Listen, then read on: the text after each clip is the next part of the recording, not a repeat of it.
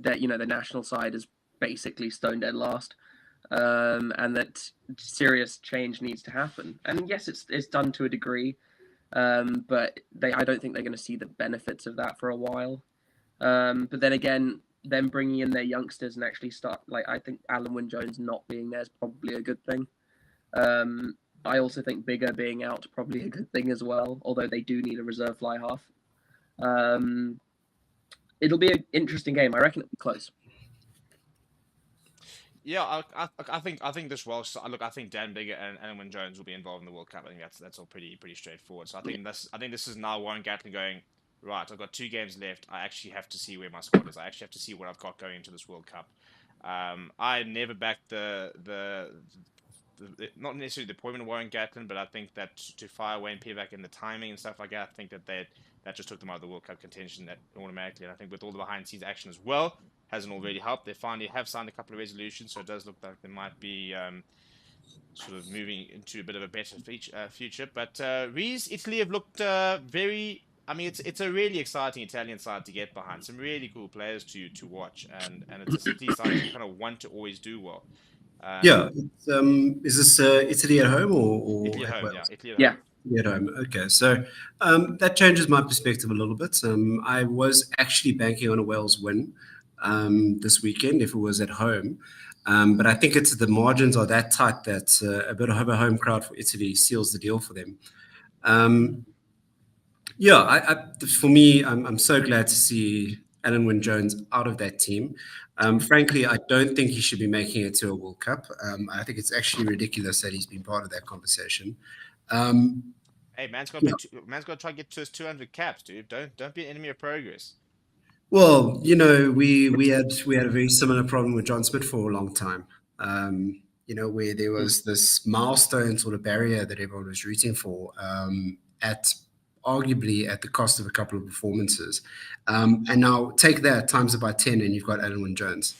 So, yeah, I don't know. I wonder. I just wonder. There's pandering to the public, and then there's this. My problem with him still being there is he will put in good performances, and I think he did last weekend.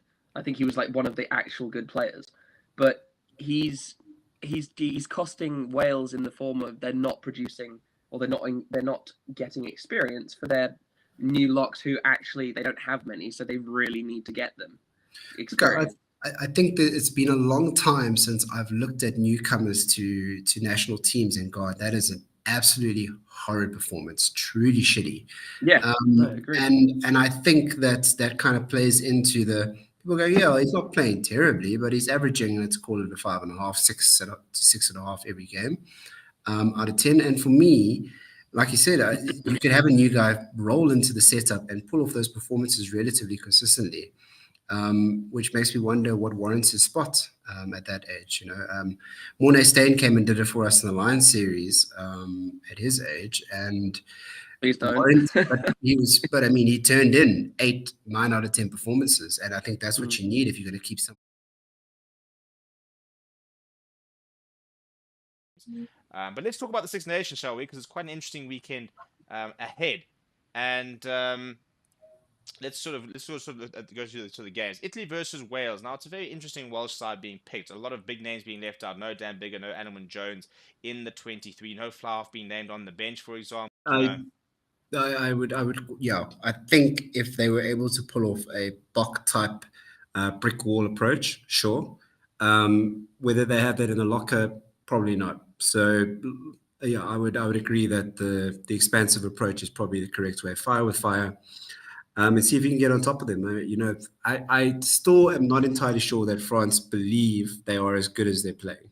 Mm-hmm. And I think if you can get on top of them early, you're probably in with a good chance. So held to leather from the first blow of the whistle, and they've got a chance.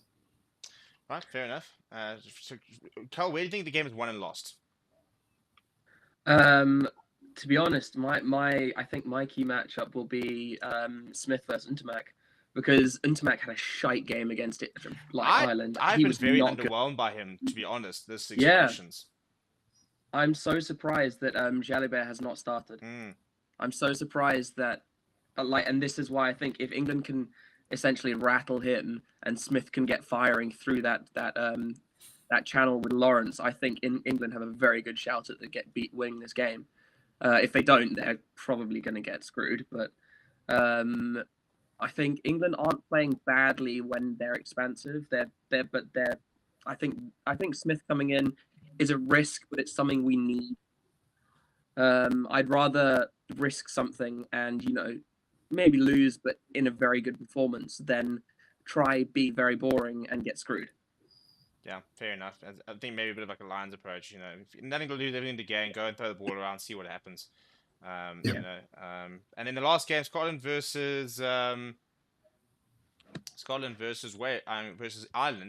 I think this could be a bit of a banana peel for Ireland. I think Ireland are actually quietly quite nervous because I think the Scotland side, whilst they haven't, they're no longer, they lost to France. But to tell you what, that second half performance, they outplayed France.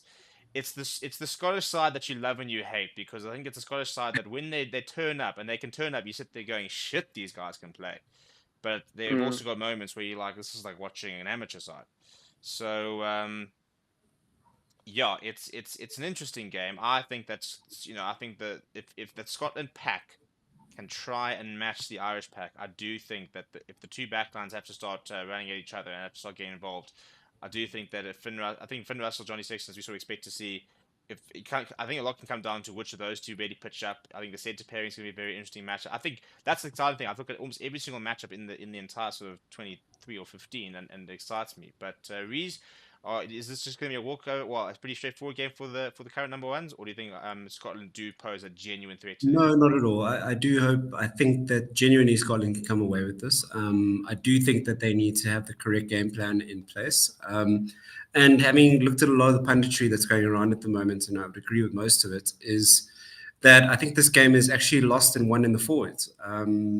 I really do believe the guys that get the set piece dominance, especially, will be the ones who come away with it, because really exciting backlines for both.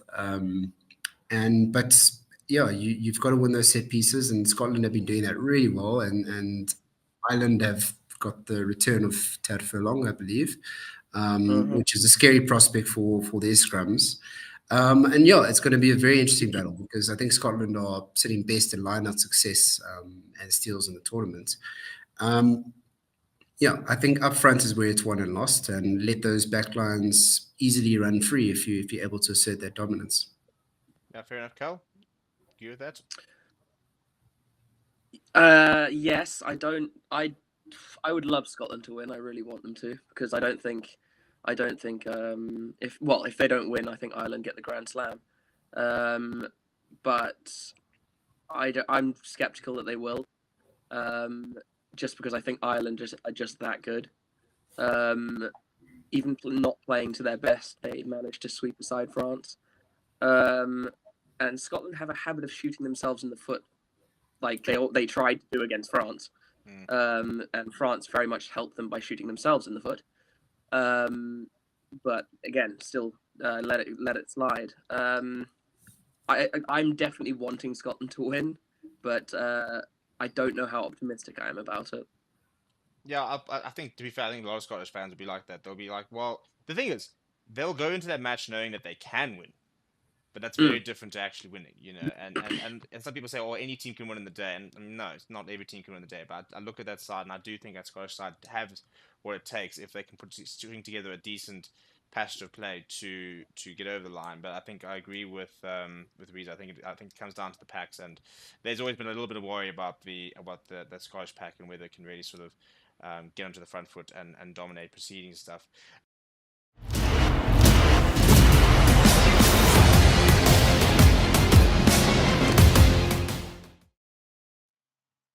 Hello and welcome to Forever Rugby on Forever Sport. For today's preview, England versus France. A very important match and a must-win match for France up against the English side, who have been struggling but need to put in a big performance and are at home. Twickenham, never an easy place to come and win, unless you're Scotland apparently.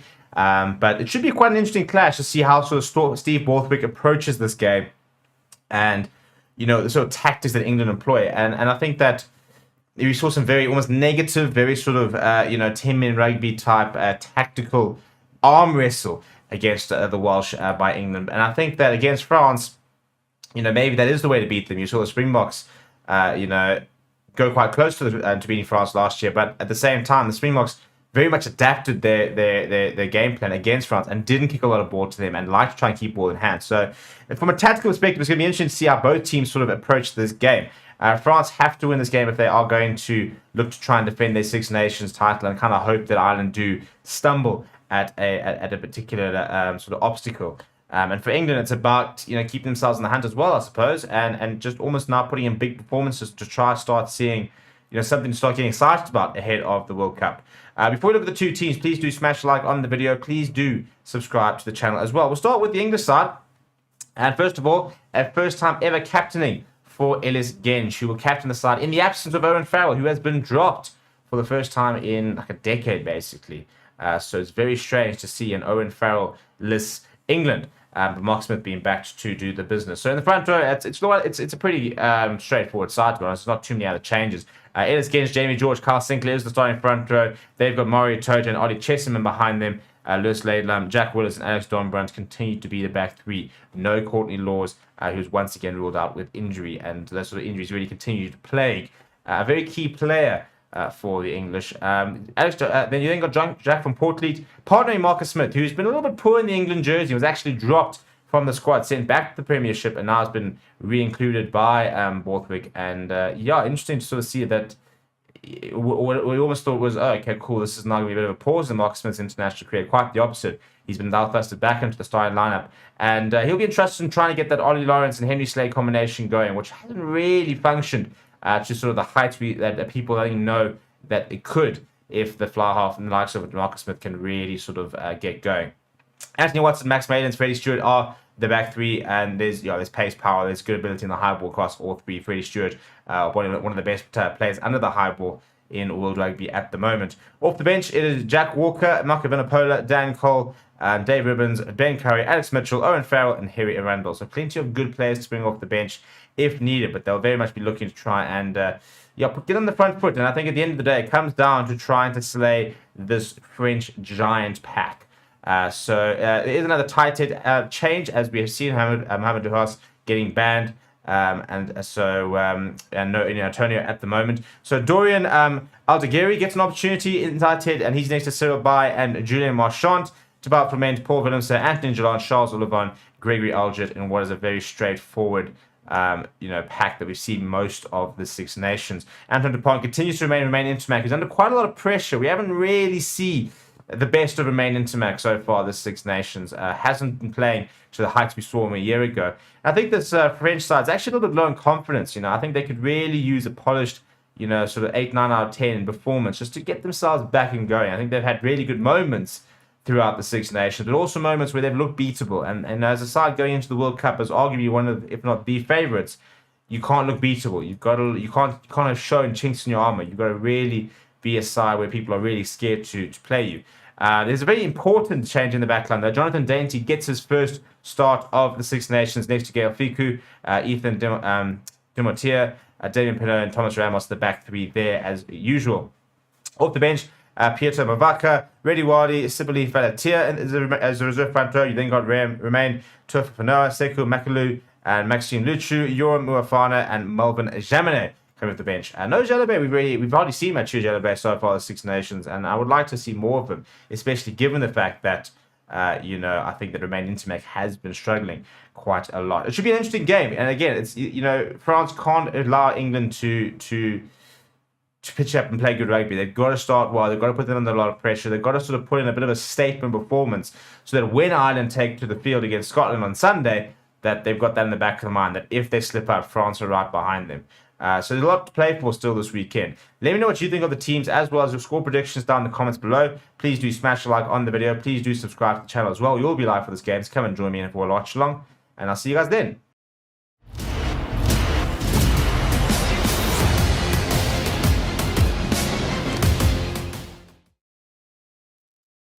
And we are live. Hello, everybody.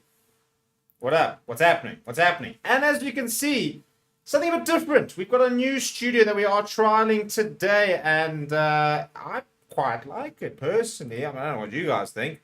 Well, you guys are here, whether you guys are internet or you're out on it, what are we thinking? But yeah, new studio, and we're gonna have some fun with it. It's a much more interactive studio, which allows us to do a lot more. So I think it's gonna be quite cool. So yeah, I would like your feedback on whether you like it. Is it a yay? Is it a nay? Do you go back to the old studio? Do we stay with the new studio? Now, the thing with the old studio is that it was a little bit limited, whereas this, I can do things like this. Aha! Aha! You see, now how's this for a new look? So those are all some stats for you guys. So some head-to-head stats on previous games, that have taken place. And yeah, I mean, that's something that hopefully is something a bit new, something a bit different that we'd like to try and show you guys. So there's the win probability and stuff like that. We can swap to this during the game with still having the live scoreboard and stuff like that, which is quite cool. And yeah, so basically it's a new studio that we are trialing out. But more importantly, people, England versus France. And we are very, very close to kickoff. So buckle in, get ready. And let's have some fun, shall we? Because I think it's going to be a great game. And look, at the end of the day, I think it's now or never for both these teams. If either of these teams want to try and win the Six Nations, they've got to come good. They've got to pitch up for this game, and they've got to go and get a bonus point. A bonus point win. That's what's on the card. That's what they have to do. There's no other options like that. There's no second chances here. You lose this game, you're basically out of the Six Nations. So yeah, I mean, everything to play for, nothing to lose really for either side. So we've got a poll running in the comments. England playing in the right to left, by the way. We're going to go through the teams very shortly. In what should be quite an exciting clash. And I want to know where you guys are watching from. I want to know what your score predictions are. Marcus Smith with ball in hand. He is into the English side. And one of the very few changes they've made. So if we look at the England side, Ellis Genge captains for the first side. Time next to Jamie George, Kyle Sinclair. In the second row, Mario Toje, Ollie Chesson. The loose trio is Lewis Laidlam, Jack Willis, Alex Dombrand. Jack from Portlead will partner Marcus Smith, Anthony Watson, Max Maidens, the two wings. Ollie Lawrence, Henry Slade in the middle. There, and then Freddie Stewart at full back. Off the bench for the men from England, it's Jack Walker, Marco Benapola, Dan Cole, Dave Ribbons, Ben Curry, Alex Mitchell, Owen Farrell, and Harry Arundel. For the French, it's an unchanged pack apart from a new titan, Dorian Aldeguerri. Cyril Baye, Julian Marchand next to him, Dubois Fleming and Paul Willemse, the second row. Francois Kroos, Charles Levon, Gregory Aldred, the loose trio. Anton Dupont will partner remain Intermac, Ethan Domatea, and Damien Pinot, the two wings. Jonathan Dainty makes his first start in the 2023 Six Nations. Next to Gael Fiku, Thomas Ramos does start at full back. Off the bench, it's Pietro Mavaka, Reddy Wadi, Sapili Falatia, Romain Toafafanawa, Sekou Makalu, Maxime Luchu, Yoram Muafana, and Malvin Jaminet providing the support for the French there. Right, people, we do finally have a whistle and we do have kickoff. As I said, England playing right to left and France receiving kickoff. And it's an early touch there for Charles Olivan. And Gregory Aldred now getting involved as they look to try and create a bit of better angle. In fact, look, yeah, the bench do go to the boot and remain Intermac looking for that clearance on the right-hand side. Will not find touch. Freddie Stewart, first touch for him. He's cutting inside, running towards a bit of support, then does straighten and is brought down by Dainty, who tries to get his hands on the ball as well. Fiku as well, read that brilliantly, and it's turned over. Fiku going, and there's numbers here. Still by, he should have offloaded. There were definitely numbers. Gregory Aldred, seen a bit of space, pick up and go from him. Brought down by Kyle Sinclair, as well as I think that's Laidlam there. Good continuity here from France. So by that first receiver, running into Kyle Sinclair. Now flat there to Gregory Aldred. And Anthony, sorry, it's Ollie Lawrence who has to hang on. Anton Dupont. Oh, what an offload. That was almost, but brilliantly intercepted. So turn of the ball once again. Anton Dupont getting his hands through the tackle, getting the offload away. A little bit of chicken wing pass now. It's Jack Willis who takes his first carry of the day. And Jack from Portlead just slowing things down. Will probably go to the butcher. And got a couple of blockers in there. Now for Portlead going high in the air. Jamie George is tearing after it, as is Anthony Watson. Main Intermac man underneath it. This Laidlam getting there nice and quickly. So France back to just about the other 22. Really good line being run there. And they get the offload away as well. Flement. And Pinno's gone. Sorry, it's not Pinno, it's Dimater. Now it's Thomas Ramos. Is he going to go all the way? Thomas Ramos, he does go all the way. Well, coast to coast, side to side, France are over. What a dreadful start that is for England. What a dream start that is for the French. And goodness me, what a start that is to the match. And breathe, goodness me. Well, we expected an interesting clash. I don't think we expected to have such a high octane start as that.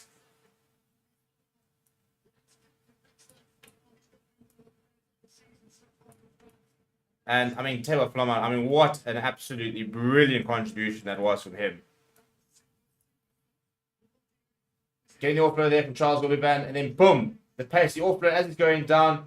Tres Dumoter looking at options. Thomas Ramos comes in back up, and he's always got the run and pretty sure he's never going to really be able to reel him in. Well, there we go. Horror start for England, dream start for France, and now lots and lots of work to be done. Let's see what the comments say. Mo is saying, what do you think are the Rose's chances today? Well, not if they're going to play like that, is it? I actually predicted them to win, to be honest. A lot of people did, to be fair.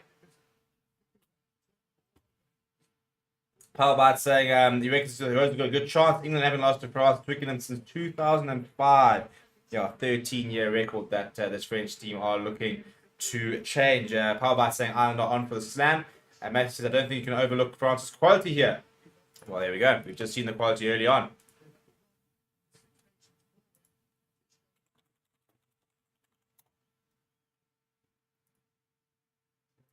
Now Ramos looking to convert his own try, and it's gone straight down the middle. Really good goal kicker is Thomas Ramos. Very impressive off the tee.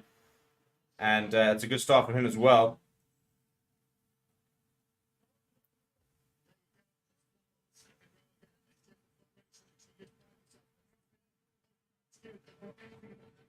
Yeah, the foot race there. And Thomas Ramos, once he's got that outside, he's never going to lose it, is he? Good take there from Charles Gauvain off the kickoff. Right, well, there we go. That's danger sound.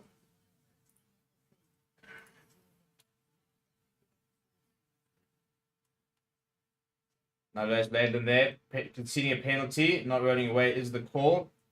I can see an English player lying at the bottom there. It's Alex Dornbrandt.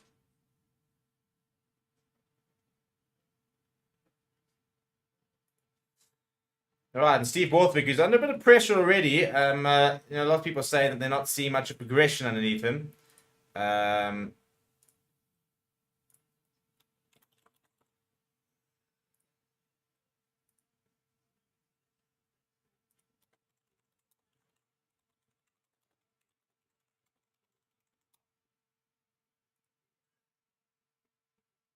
Right, good line out there from France up to the halfway line. Dupont looking to wrap around, does wrap around. Now brings in Dumoter, who's looking for the offload. Good with the tackle coming in there. Ball going a bit loose there, and Dupont under a bit of pressure. Throws to Gregory Aldred. He's found a bit of space now. Now Gregory Aldred looking for players. He's got Penn on the outside. Oh, jeepers, he decides to completely steamroll over Freddie Stewart. And quick ball now for Anton Dupont, who then throws the ball directly into Freddie Stewart. It will be a knock-on and a scrum to England. This is the France that we have not been seeing so far this Six Nations. The pace of play, the offload game, the fact that they keep the ball alive at all times. We've been waiting for this. I've been quite critical maybe of France, maybe justifiably so, maybe not. But I've just been saying that I haven't seen the France that we saw last season. And this, in the early stages, this is the France that we saw last season. Very, very impressed with what I'm seeing so far.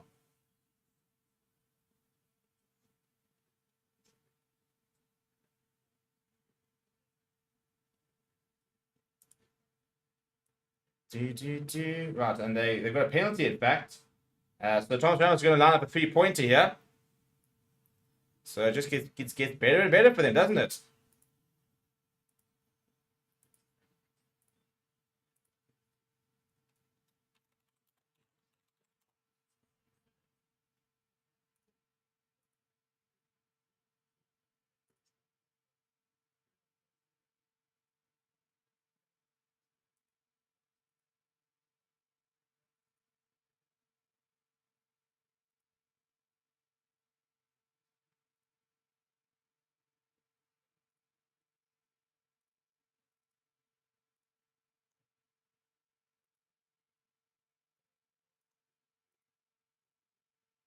And a very good kick from Thomas Ramos. So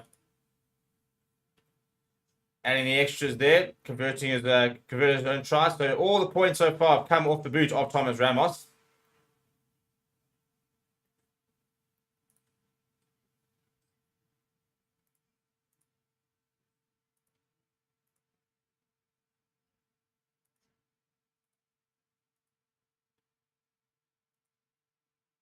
And that's how many subscribers we got. So just sorting out our subscriber box over there.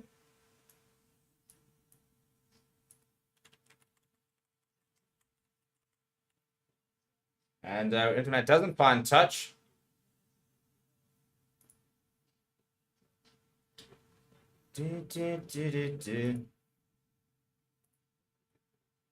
Right, so England line out, and just trying to sort of our subscriber board there. So we'll be done very shortly.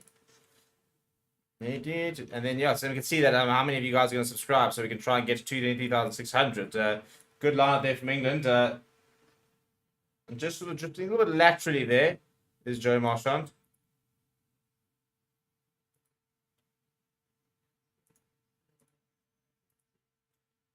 Oh, he's got Henry Slade, Joe Marchand. I'm so used to him playing. It's Henry Slade obviously in for today. And penalty advantage there for England, so they'll go back for the penalty on the halfway line.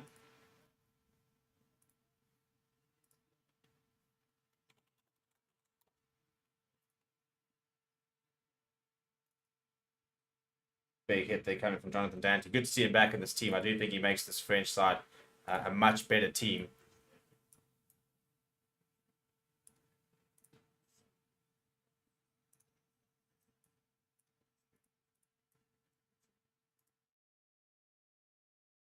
I mean, absolutely mare here. There we go. There we go. Now we can settle it. Now we can settle it. There it is. But this is good from England there. They had a line just outside of the 22. Importantly, going pretty flat there to Jamie George. How about this for the start, by the way, from England here? Now Lewis Laidlam. A couple of dummy runners there. Carl Sinclair needs to be careful. And a penalty for France. And I think it's Jonathan Dante as well, who's actually gotten over that. Yeah, listen, as I said, so important to the French team, and just showing his quality there.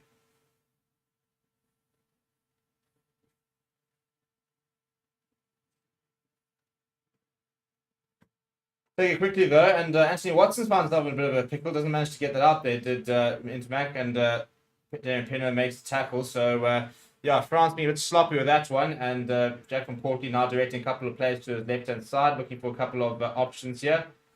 He pops it up to Ellis Genge, captaining today for the first time. Probably not the last time. I think he is very much touted as a future England captain. Now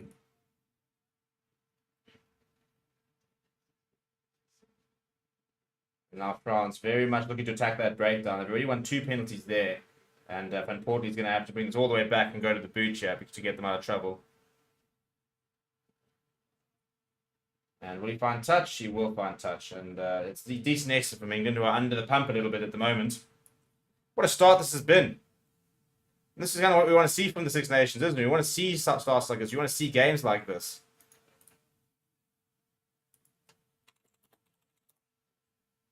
Right, so France with a line out on the England's 10-meter line.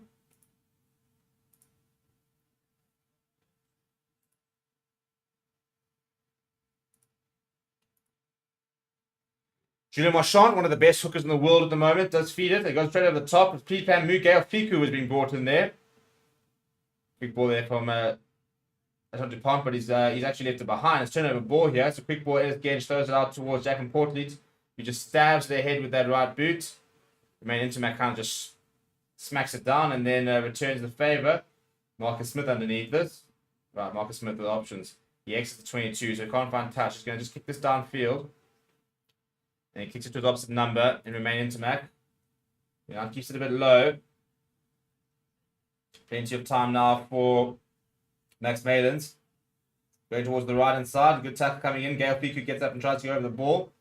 So a slow ball here from Jack van Portley. Now it's getting that ball there for Jamie George. Making a few yards. And knocking it on. It's Genge as he tried to sort of pick up and go and really up the ante a little bit there. But what are we saying here? Come on, France says power by anyone but England. Alpha Lincoln saying really good game so far. And we're going to now move to a screen. There's our tracker, by the way. And let's see if our stats screen is working. Right, so there we go. That's some of the stats so far. Penalties conceded 2 apiece. Possession 41-59. There's the score over there in the top and the bottom left. Yeah, I've got some options now to really sort of go look at some stats throughout the match. So let me know which sort of screen is your favorite and which screen you'd like to see more of. We're going to try and, yeah, it's a bit of an experimental stream. This is we're trying to debut our new studio, which we're going to try and just give you as much information as possible. Make your watching experience as best as possible. Right, scrum, yeah. And a free kick, I think it is, for England. So that's a bit frustrating from a French perspective, too. We can see that. We should see what the decision they go with here. Wouldn't be surprised if they just ask for another scrum. Or they're going to just kick it up in the air. Yep, he's going to just pounce in the air. There is Marcus Smith. Thomas Ramos just marks it. It took them months and months and months to decide what to do in such a situation, and the best they can come up with, well, let's just punt it high and see what happens. And all that France did is just mark it, and then they kicked it back towards the halfway line. But England do take quickly. Marcus Smith inside to Freddie Stewart, gaining the line. Freddie Stewart almost finding a bit of a gap. Gregory Aldridge still haven't brought him down. So really good line there being run by Freddie Stewart. Now Marcus Smith on the front foot. Marcus Smith steps inside, looking for the offload off the ground. They've reported in. Max Maiden sees a bit of space in there, and he's kicked that in behind. It'll be a French line on the 5-meter line. It's not the worst result. I'll tell you what, I think the main thing here is just putting a lot of pressure on this French side and trying to sort of pin them back a little bit, playing a bit of a territorial battle, trying to grow into this game by England. But yeah, please do smash like on the video. Please do subscribe to the channel as well. As I said, we need 15 more people to try and get to 23,600. So if you have not subscribed, please do. Good line out there from France. Flat ball from Anton Dupont. Gregory Aldred there. Running the crash ball. Now Anton Dupont taking his time. The base of the ruck. And it's a fantastic touch by Anthony Watson. Will take it quickly. Goes to his fullback, who once again is running at full tilt. He's got Max Maiden outside, but he runs into Thibaut Clement. And that is holding on. That is Julien Marchand. No, it's going off his feet, the breakdown. So it's another good penalty being won at the breakdown there from France, who very much seem to have the breakdown battle sorted here at the moment. I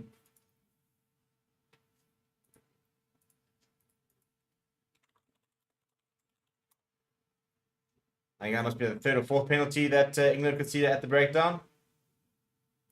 Made into Mac looking for a good touch finder. I think it should be just inside the 22, so it's a great touch finder.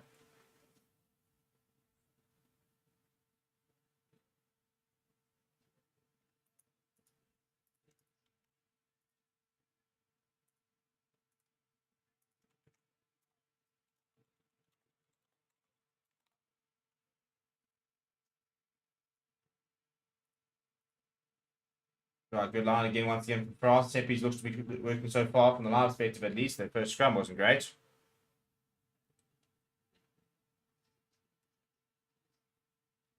Now, Jonathan Dante from a standing start. Slow ball there from Dupont. Goes to Silbaye. Just out of the 22. Now Dupont going to the right hand side. Gael Fiku, not too many options. Kicks in behind, but Di Matteo, I think, sorry, Peno as well, that is offside, and he's kicked it dead anyway. Far too hard there coming from Gael Fiku. Just no options really for him.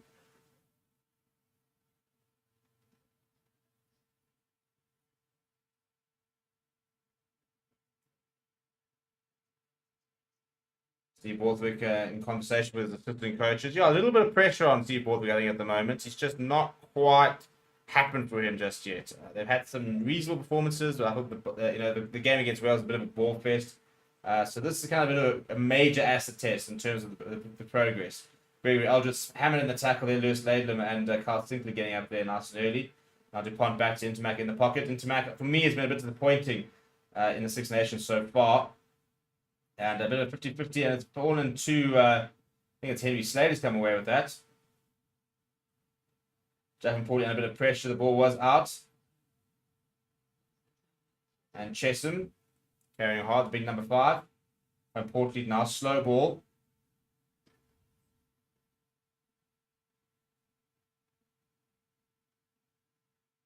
That's not going particularly far there from Jack from Portlead, so this will be contestable.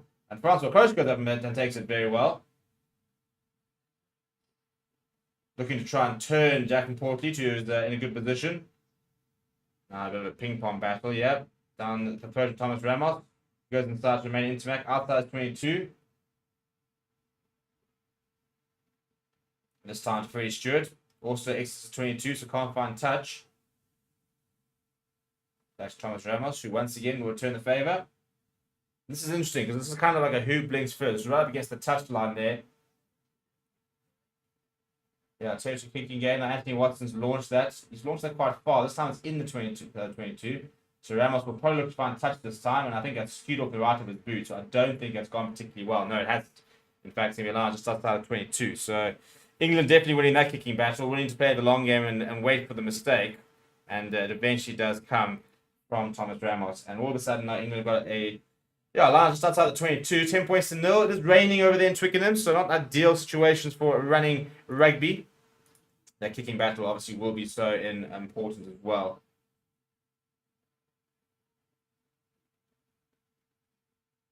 Remember, if anybody's looking to watch the game, it is live on ITV. So if you download ExpressVPN, link in the description, you can watch it for $3.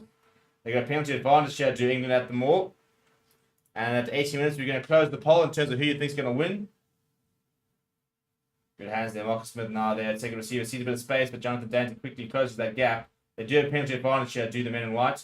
Back from Portlead and a bit of a fumble. Max Maiden's now cutting inside, being brought down by Gregory Aldred. And they will go back for the penalty. Ben O'Keefe saying there's no advantage being gained.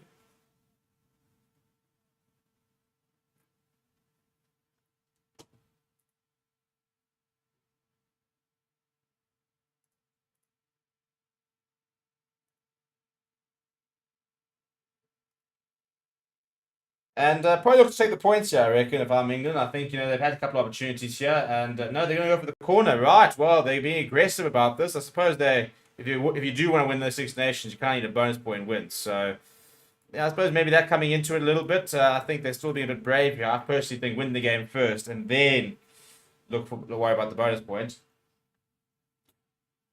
It's a good kick there for Marcus Smith. They're 7.6 metres away from the try line. Jamie George will feed this in. Big opportunity, best opportunity so far for England. And a couple of players running around. And it's a great take out of the air from Ollie Chesham. Goodness me. Line up over a couple of other players coming in, the likes of Genge and Jack Willis. That ball seems to be loose. Jack Willis, in fact, seems to have it now. So it's going to be brought down legally. No penalty advantage or anything. Jack from Portlead. The ball's actually skewed out. And Charles Willebon's actually turned it over. So chance gone begging, could have been 10 points to 3, would have been easy 3 points, but they turned it down over favouring the try. And will they live to regret that? Anton DuPont now going to the boot, needs a good clearance. It's got high in the air. Hasn't gone particularly far. In fact, they'll be just outside the 22 where they were a little bit earlier. That's a great take though from Ollie Chesham. That is a proper line out locks take. One hand reaching up over his head, bang! Those big mitts of his just clamping on that ball.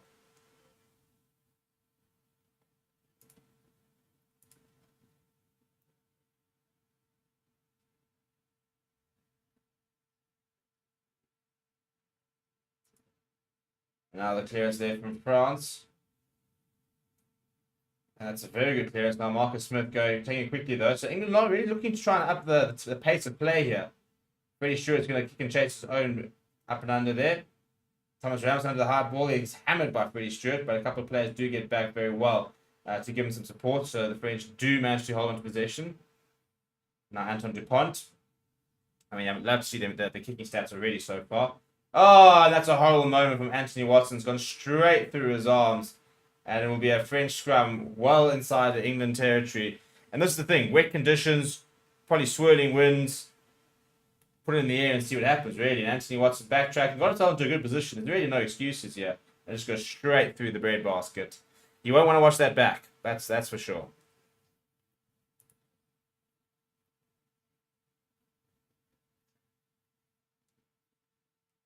Right, 21 minutes, and what a 21 minutes has been. Pretty high octane stuff, you know. Lots of action. 10 points so far. Another big shout out to BetCoza, or our betting partners who are powering the stream. If you'd like to go get yourself a BetCoza account, stand a chance to win some free bets, then check the description for the link. As well as if you are looking to watch the game as well, also check the description. There is a step-by-step guide on how you can watch all the action live using ExpressVPN and ITV. So no real reason not to be able to watch all the action. Gregory Aldrich going to Intermac. Intermac's Jonathan Dancy, who looks to side. Oh, jeepers me. He's gone straight over to Jack from Portley. He's eventually brought down by Ollie Lawrence. Now knocked backwards with the call. Anton Dupont looking for a bit of space, popping it up to Gail Fiku. Gail Fiku up to the 22. Good line being run there, like Anton Dupont to remain Intermac. Not too many options on to remain Intermac. Just dabs the head for Damien Pinot. And Marcus Smith pops it back up to Freddie Stewart. He was carried over, so couldn't ground it. That's a great clearance, Freddie Stewart. Goodness me, that's good. And you can see the disappointment there from Remain Intermac with that kick. Pinning the French right back inside their own half.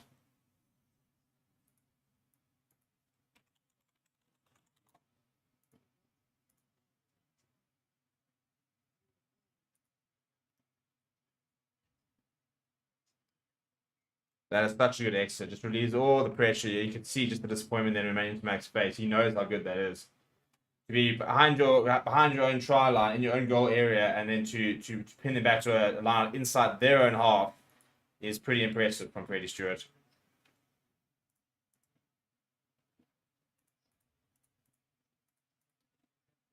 The ball comes up the French side.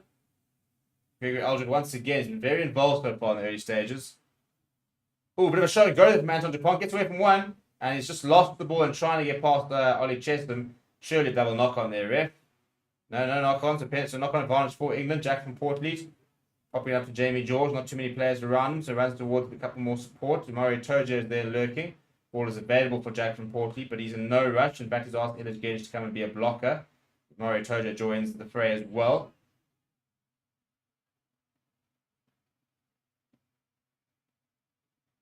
Now for Portleet goes to the Anthony Watson carry inside.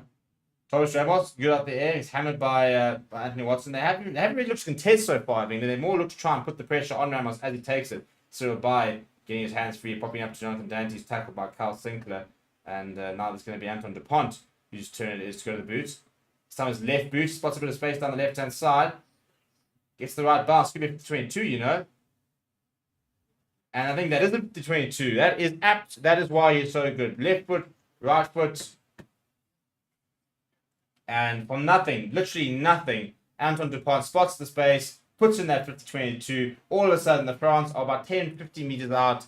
That is absolutely sensational. I think somebody asked in the earlier stream, which international player would you take at the box? It's got to be Anton Dupont, doesn't it? I think he's the only player who would really take us up to another level. Maybe not already severe at 8 man, you know, it's still quite a contested position for the Springboks. But I'll tell you what, if Anton Dupont does that routinely, then it just changes the game, doesn't it? Right, big opportunity here. Julian Marchand goes to the front of the line out. And Francois Crush is brought down just so. They're literally 2 meters out. Dupont goes up to Suabai. Alex Donbrandt there. Quick ball there. Jonathan Dante. Standing start. Now Thibaut Flamant, look at that carry and look at that carry and look at that try. He has been absolutely brilliant for France, the Six Nations. He's been their best player by a country mile. He's been good again today. He was playing a massive part in the first try. He's just scored a try of himself. And the 25-year-old, he's been a revelation. An absolute revelation. Just 14 matches for France. Made his debut just 2 years ago, and yet look at the type of player he's already become. Great little variation. France will coast coming up just short. And then, I mean, Anton Dupont just popping up to a marauding Clement, who was just not going to be stopped. You can see coming from the ruck there, he's calling it. Jonathan Dante calls it, brings it up. He gives himself nice and deep. And then, bang, he's ready. He hits the gap. Boom. 3 players, just bounces off there, manages to get over the line, slams it down for his 3rd international try. His second one coming up earlier this season, actually, against Italy. So that's the second Six Nations try. And, I mean, Henry Slade, Lewis Slade, them. All they can do is watch as he eventually grounds this ball down. That is just raw strength, raw power, and raw willingness almost. It's just I refuse to be stopped. Let's go look at some stats, shall we? So possession so far, 57% with England. With France rather. They have scored 2 tries and 2 penalties conceded on each side. And I think the big thing is line so far have worked quite well for both sides, but France have lost a scrum, so that free kick earlier in the game. Now Thomas Ramos with the conversion and does add the extras. So France got 17 points to 0. Ominous signs here for England, who listen, right now need to do something because things are not working. And if they don't do something, this could become a bit of a runaway game. You have France, who need a bonus point win to keep themselves in the Six Nations chase. They're obviously going to rely on Scotland doing them a favour, but in terms of trying to get that bonus point, well, they're already halfway there, and yet it's only been 27 minutes. I would say Johnny Sexton could make the Bok team. Yeah, he was the next one I went with, to be fair. So I went Sexton, DuPont, Olivier. Those 3 players will probably make quite a big difference in the Bok squad. Right, restart. They're going down the throat of Freddie Stewart. He picks it pretty deep. Once again, I'm not sure this will be contestable. Probably looking more for the hit, and main interact is very well taken and get away from Stewart, but he's brought down by Maidens. A couple of English players there. In fact, it's been turned over by England. And they've won the penalty. That's a good place to win a penalty as well. And it's just by the touchline, but it's just outside 22, so an opportunity for them to get themselves inside the 22 and get themselves an attacking set piece. Richardson, not sure if you watched the under 20 games yesterday, but Ireland under 20s destroyed Scotland. Yeah, I didn't see the game, I just saw the result, and goodness me. That doesn't bode well for the future of Scottish rugby, does it, when you start losing those sort of margins.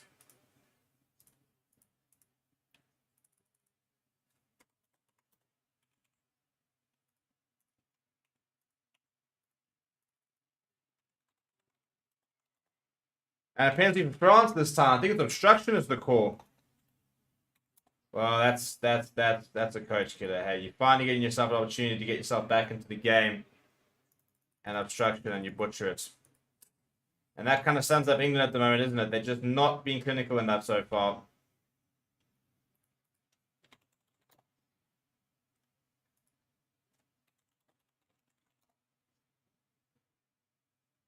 Must be a kick this time from the Vegas rack.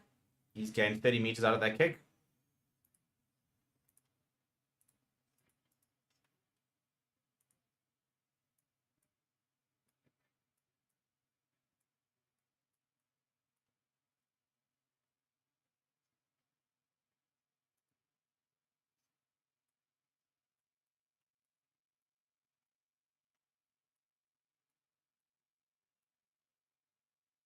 And that's been knocked on from France. So yeah, that's a bit frustrating. They're not a good opportunity goes begging for them.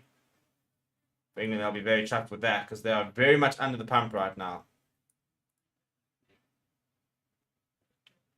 They just get that completely wrong. By the time tip-off remains going up, that ball's pretty much it's a good take from him. So I think it's as he goes down, it's just loses in contact. He reckons he's been hit, I think, as he's coming down, but I don't think anything in it. So there will be a scrum for England.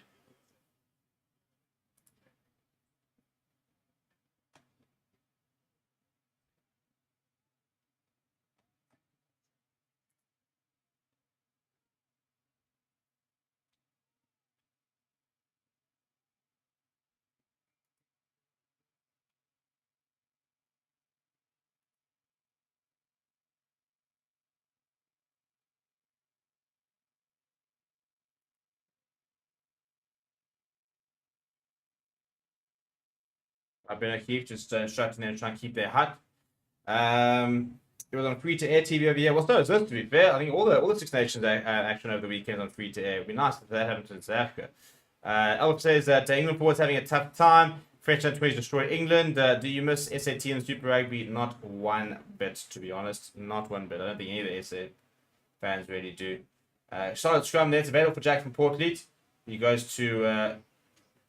It's a really good line being run by Freddie Stewart off the back of, I think it was Ollie Lawrence there. Now Max Maiden spinning away from Gail Fiku, brought down by Main into Mac. Much better from England as they go into France's half. It was the team line as well.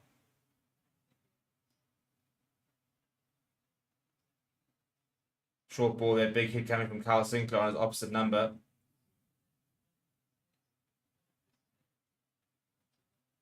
Lawrence now. Jonathan Dainty has timed that perfectly. It's hit on the deck from Portlead. And England having scrambled to try and keep that ball. Alex Dombrandt now slightly isolated. Dainty wants to get over that ball.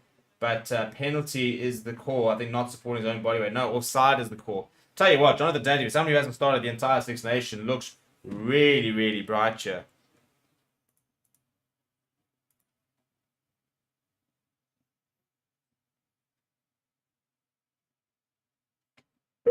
Oh.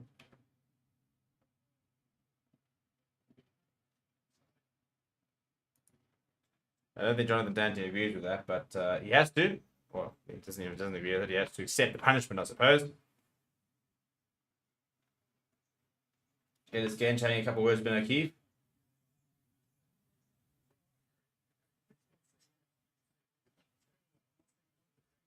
Look at that ruck speed.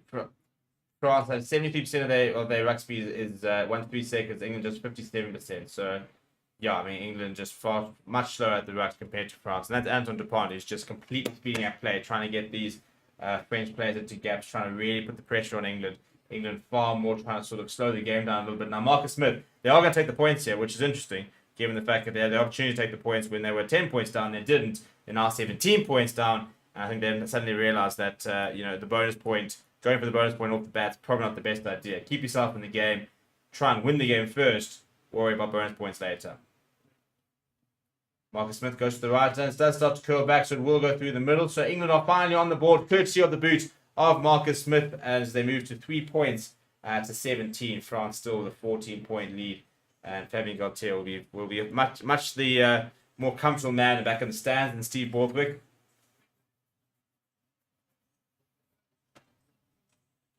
Solid kick from Marcus Smith. It was pretty much bang in front, but still has to strike it well.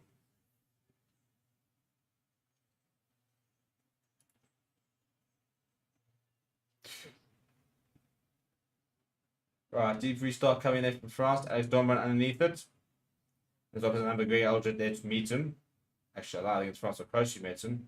That's a big counter coming from France. And they've won the penalty. Now, that is an absolute coach killer. Steve Borthwick will not be happy. In fact, he'll be losing his mind. You've gone and won a penalty. You've slotted it. You're like, right, let's restart. Let's go again. And big counter coming in from France. And they've conceded a penalty right off the bat and allowed France right. I mean, France go and score 3 points here, which they could definitely do. Or, I reckon, tell you what, with 6 minutes to go, the momentum, 14-point lead. I wonder if France don't sit there thinking, let's go to the corner. Let's have a go. We can try and get 3 tries in this first half. We only need to get a second one more in the second half to get our bonus point. So big decision here. Are they going for the win first? Is that what they want to do, put themselves in a winnable position? Or are they very much eyes on the bonus point as well? Well, they're going to take the 3 points. So, yeah, I think that is, the test match approach. Win first, bonus point later. Alvin Lincoln says, interesting to see how France evolved over the years by identifying key positions to build up like 2, 4, 7, 8, 9, 12. Yeah, I mean, very important position. Especially, I think Julian Marchand's made a massive difference. Gregory Eldred, when he's playing well, is one of the best 8s in the world. And Thomas Ramos will just pop that over. It almost looked like it was going to move to the left a little bit too early. But just adds that over, and that kind of just sort of takes it's a big L there for England to get 3 points on the board, and then for France to immediately cancel it out. So they go back to being 17 points behind. And I think at this stage, France's main priority is let's just win the game, and we'll worry about bonus points later. And to be fair, they keep playing like they are. Charles would have gone underneath that hard ball from the restart. I think they will get the bonus point. Now Antoine Dupont, his kick is charged down, turnover ball this now. Ellis Gens going to Dombrandt. Dombrandt to Henry Slade. Slade just inside the 22. Jack from Portlead now arriving a bit late. Carl Sinclair nice and flat. Gregory Eldred though. And that's a brilliant penalty. Gregory Eldred has rocked up today. Turnover ball, lots of pressure being exerted. Falls right in front of Gregory Eldred, does the Carl Sinclair. First thing he does, he gets himself in a power position, gets his big French mitts of his over the board. It's a good charge down there coming from I think it was actually Dornbrandt at the end. And then, yeah, Gregory Aldred over, and just not going to be able to move him. Wins the penalty. Brilliant work from the big number 8.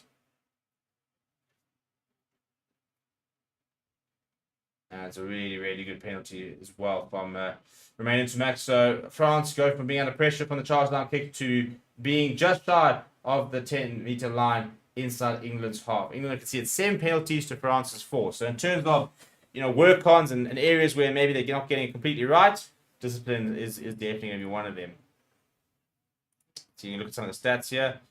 So just waiting for it to catch up with that 7th penalty. Possession still in favour of France. And it's gone over the top. It's not a particularly good line out. And Marcus Smith has dove on that. Now Lewis Laidlam picking up and go. Back to Marcus Smith in the pocket. Marcus Smith pretty deep from him. That won't be contestable. Thomas Ramos is retreating and has plenty of time to decide what he wants to do. And that looks like a high tackle coming in from Max Malins. Another thing is the referee, Gregory Aldred, pick up and go. Eventually brought down by Mario Toje. Dornbrandt was just hanging on to his foot. And a penalty, here comes the call from the side for the high tackle. It definitely looked like a high tackle.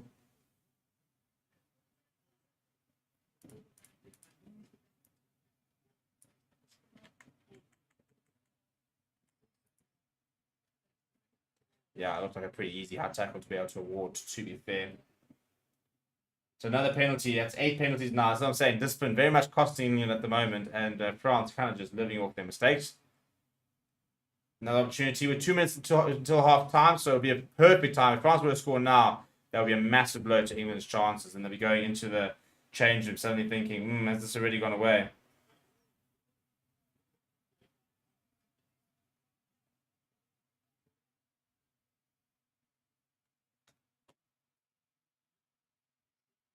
Ball pops up and Gregory Aldred does well to get there, but another messy line out from France, who were perfect from the lines before the last 2.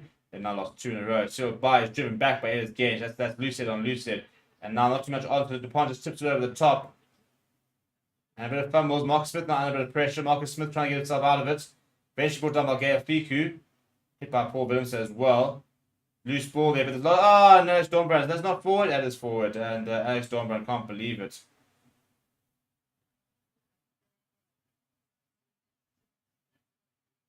So much space down the left-hand side they were trying to exploit, and Dornbrandt just not be able to hang on. So now it'll be a late scrum for France. In a good position. A penalty here. Pop it over for 3. They can walk with a 20-point lead.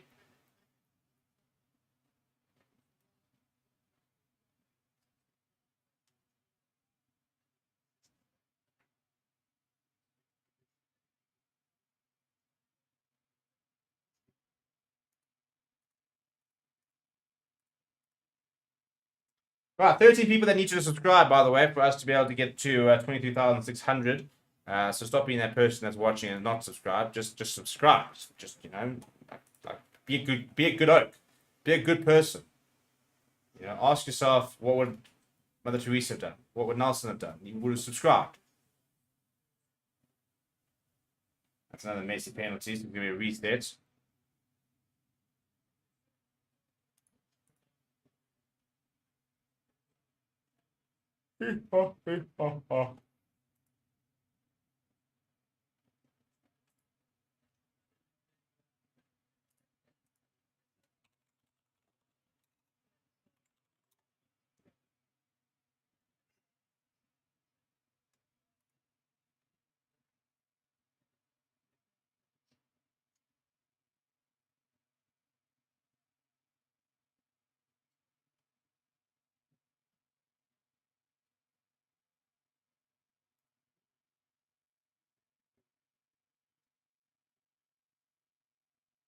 Very solid scrum here. That's going to be good.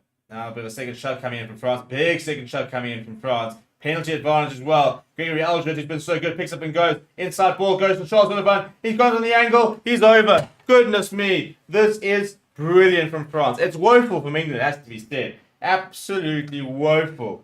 And France could be running absolute riot here.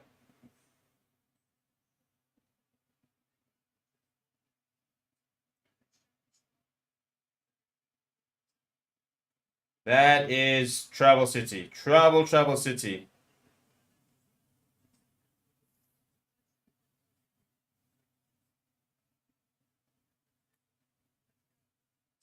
Instead of going for the advantage period, Alger goes bang. Look at this poor player. Charles Oliver goes inside, he sees a half a gap and just puts his head down. You're never going to stop him from that kind of distance.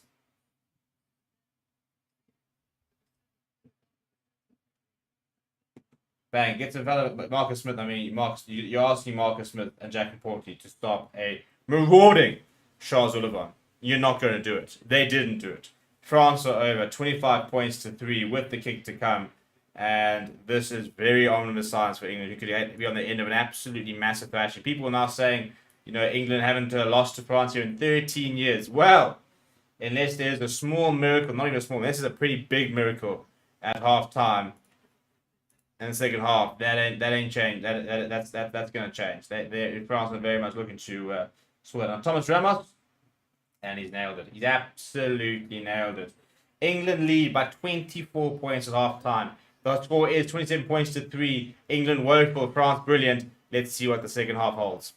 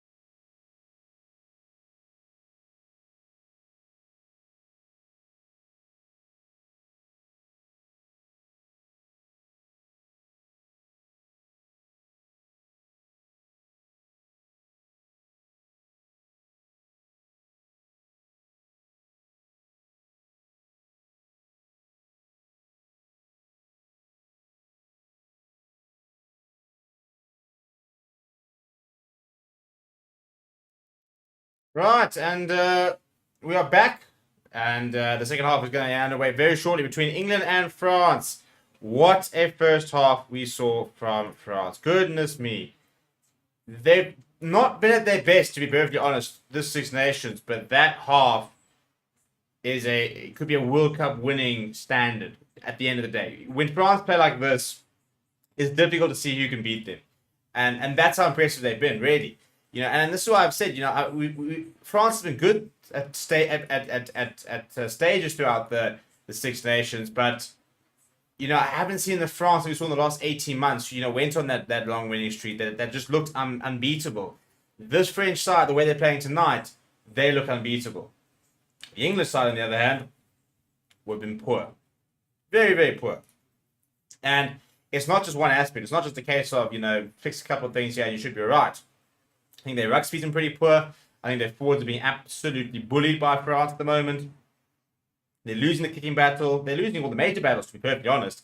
And unless they can really sort this out quite quickly, they're going to be in a lot of trouble. And I mean, look at the stats, for example. France have had 59% of the possession. They scored 3 tries to none. If you look at the penalties conceded, England actually conceding 8 penalties by the end of it. And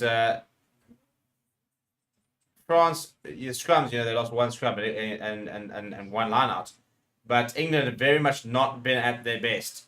And they're going to have to change things a lot if they are going to try and make a comeback in this half. We do now cross back to the stadium. And we've got Romain Intermac with ball in hand. And he'll be looking to lead his side to a very important bonus point victory. They're 1 try away from that important bonus point. And then now tomorrow they'll look back. They'll look on at Scotland versus Ireland and say to Scotland, please do us a favour. Please, can you just try and get us a chance of winning the Six Nations? Giuseppe saying, I slip a draw here last November versus All Blacks. 3 tries in the last 10, still as good as France or England are. Yeah, I'd be very surprised if this is a draw. England will have to play a completely different. They have to be a different team in the second half. They are to try and salvage a draw because at the moment they just don't even look like scoring. Right now, Jackman Portley, who I think was a little bit slow at the rucks in the first half, a little bit, lifts it high in the air. It should be contestable. Anthony Watson, Lewis Layden, a couple of players they do allow to bounce. Gael Fiku taps it back to Julien Marchand. You see half a gap. Dupont, quick ball there, going to Ramos, spots for space down the right hand side. Then he decides to straighten as Thomas Ramos, who has scored quite a few of the points. Got an early try, he's converted all the tries as well as a penalty. He's been flawless off the tee. Now Gael Fiku looking to run the hands. Damian Penner looking to free his hands back to Fiku. Going on the outside, spins into the inside. He's such a silky player, as Gael Fiku. Goodness me. Andrew Dupont just surveying his options. And then into Matt goes to Julien Marchand. Lewis Layden up and he offloads the still by. Back to Marchand. I'll do a skip to go into Romain Intermac. He then puts him to his left boot. And Freddie Stewart now. Under pressure there from Di Matteo. It's a pretty good kick. Thomas Ramos looking to reel this in. And it will go out a great kick from Freddie Stewart. It's the second time he's really, really put in a good clearance. And he's pinned them back just by the 22. More of that needed from England. More of that.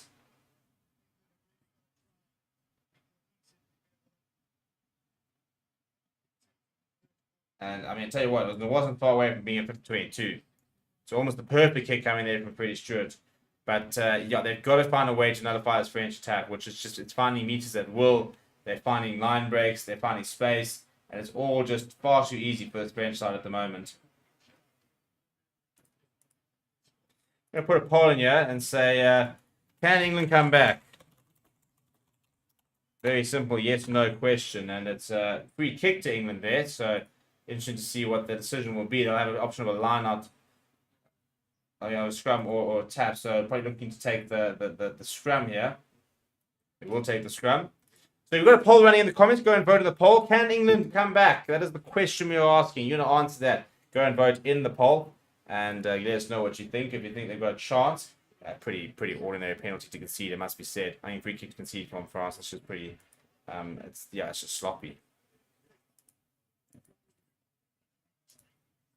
So, yeah, go and vote in the poll. Let us know what you think is going to happen there. And, right, scrum now on the 22. It'll be an England ball. And if they are to make any sort of comeback, they're going to need to score early. They cannot afford, for France to score first. France score first and this game is dead and buried. even more so than it probably is right now. England score first and score second, well, maybe they might have a small chance. Even then, it would be a very small chance. But I suppose a small chance is better than no chance.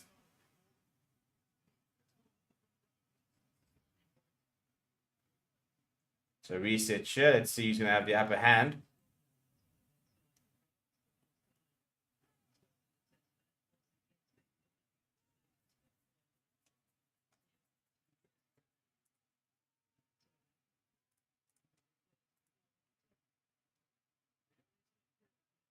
Portly pretty solid, going himself, now going towards a bit of a pre-planned move there, and all of a sudden Max Mader's finding a bit of space, and Portly now going a bit of snipe, almost a bit of space in there, Carl Sinclair pick up and go.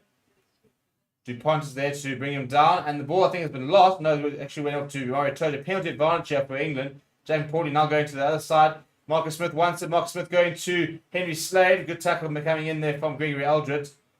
Now for Shurk, pretty lateral, brought down, there is penalty advantage there, so it's still being played on at the moment from Ben O'Keefe. Now the drop comes in from Carl Sinclair. But once again, still playing advantage. Marcus Smith trying to step his way out of trouble. And eventually the whistle does go and they'll go back for what would be a very easy 3 points, except for the fact that they can't afford to go for 3 points because they are so far behind. They're going to have to either call for a scrum again or go to the line. Offbeat is the call from Ben O'Keefe. But yeah, please do smash like on the video, by the way. Please do subscribe to the channel as well. As I said, we are looking for 13 subscribers to push us over that 23,600 mark, so feel free to be part of that journey. They've called the scrum. He has Ellis Genge. I suppose it does help when he is in the scrum and he reckons that at least he's got his hand on the pulse, finger on the pulse to what's happening at scrum. So if he backs himself to be able to get a good platform, then he's always going to call for it, isn't he?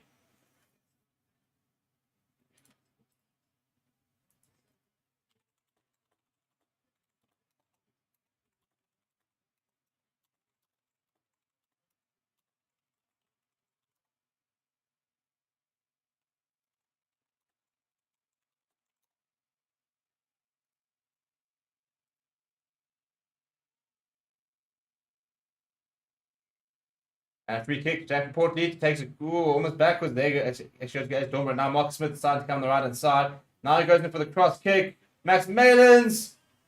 Oh, has he done it? No, they're gonna have a look. I think he's missed it. Why is Marcus Smith kicking this, by the way? I definitely don't think that's the right decision. We're gonna have a look here. I don't think Max Malins takes this.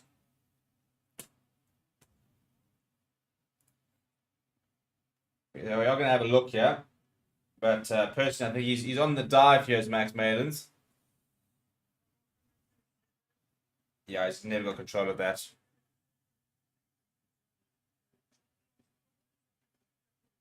There's no way he's in control of that. What's the call going to be here? I don't think he's in control of that at all.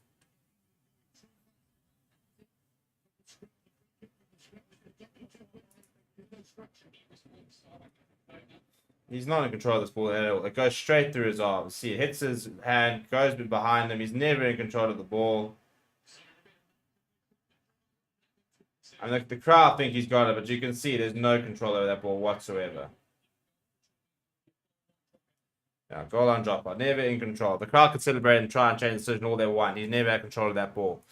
And again, I don't think it was the right decision for Marcus Smith to come across, well, to cut back to the right hand side and then go to the boot. You know, you've got to be a bit patient here. You haven't achieved anything from this. You've just gotten a free kick from the scrum. Take another scrum. Take a quick tap if you want. But, you know, to go and put in the cross kick there. Oh, here comes Owen Farrell. Now, who's been hooked? Who has been hooked? Is it Marcus Smith? Has he been hooked after that? Was that the decision? Has he made one mistake and, well, that mistake, particular mistake, and hooked him? Or has Owen Farrell come in at inside centre? I don't see Marcus Smith. Jack from Portly, by the way, has been replaced. Alex Mitchell onto the park. Henry Slade is on, so as off. So it'll be Owen Farrell at inside and Ollie Lawrence outside. And I think probably Owen Farrell's leadership probably also quite important to this situation now. A lot of people are celebrating the fact that he was dropped. And England now trail France 24 points. So let's see if he can make a big difference and make a bit of a statement. Alex Mitchell onto the park as well, looking to try and speed things up. Pretty flat there from Marcus Smith to Ellis Genge.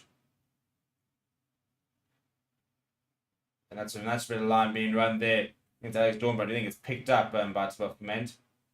Marcus Smith now. Owen Farrell. That's a good pass there from Lewis Laidlam. Good first touch there from Owen Farrell. Dornbrook. This is much better aggression and pace of play here from England. All of a sudden, that ruck speed it's just changed. Now Marcus Smith very flat. Mitchell Smith. Pretty sure almost a little bit forward there. Anthony Watson getting a few meters up into the 22. Much better this from England. Now popping it up to Jack Willis.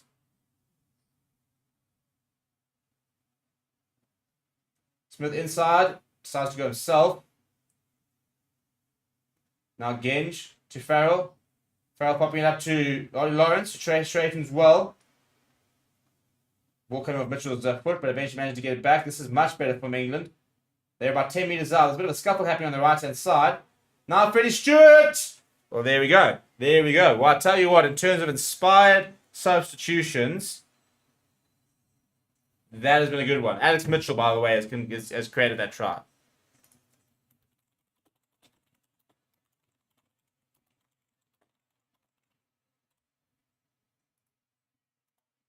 I mean, the ruck speed was just insane. And this is the thing. So many runners, so many phases, and then that's just... I mean, who's been run over that? I think it's Thomas Ramos. You cannot be run over that easily. Yeah, he goes over, and Freddie Stewart absolutely steamrolls him and slides over. It's really good for Freddie Stewart. Pretty poor from Thomas Ramos. You've got to just... At the end of the day, you've got to man up and just try and take it, unfortunately. But much, much better for me. That was completely different. I'm going to end the poll there. Can they come back? 90% of people saying, no, they can't. Well, that's a good start in terms of if they do want to mount a bit of a comeback.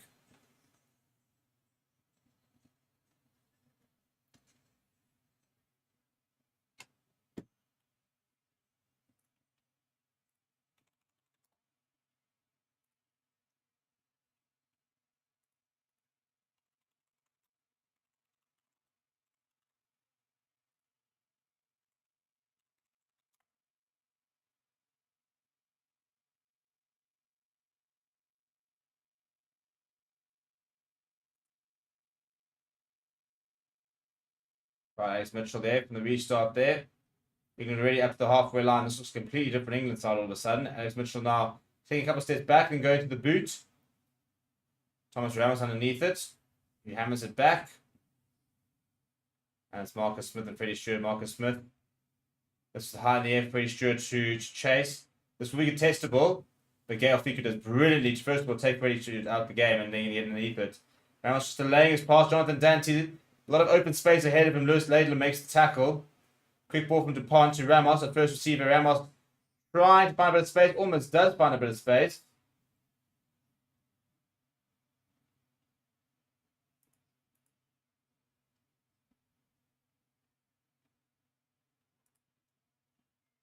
Marcus Smith now. Penalty. A penalty. I think this is a knock-on, yeah, for Marcus Smith. That's a big mistake from him.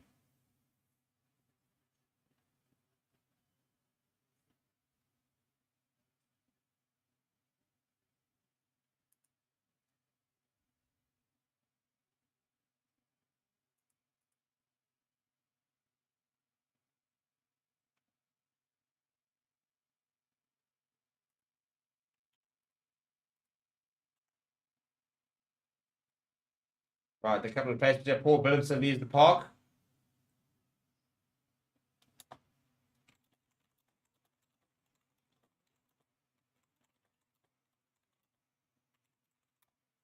Yeah, Fiku is receiving some treatment there. Now look at the try. Then Thomas Ramos just completely bounced off by Freddie Stewart. Goodness me.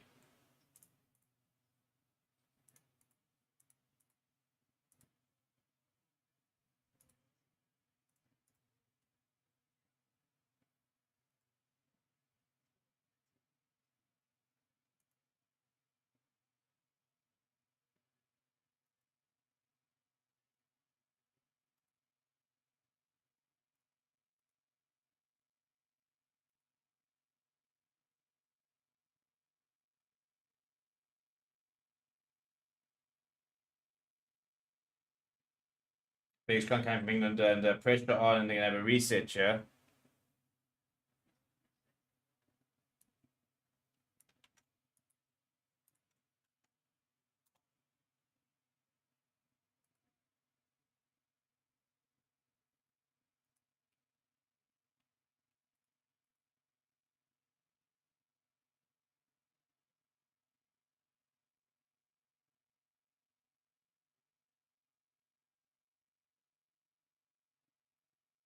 Right, so in terms of the subs, I'm just trying to find my team and stuff and see who's gone from there.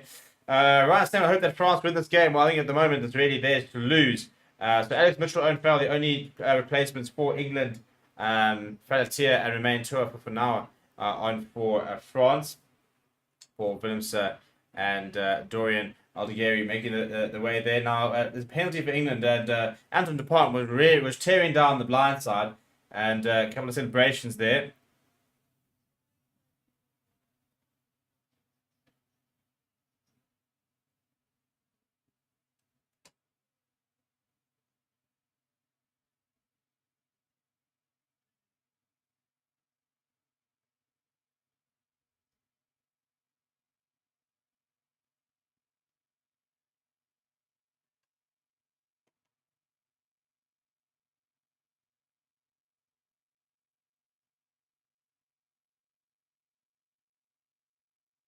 This Gage has got a cut on his ear there.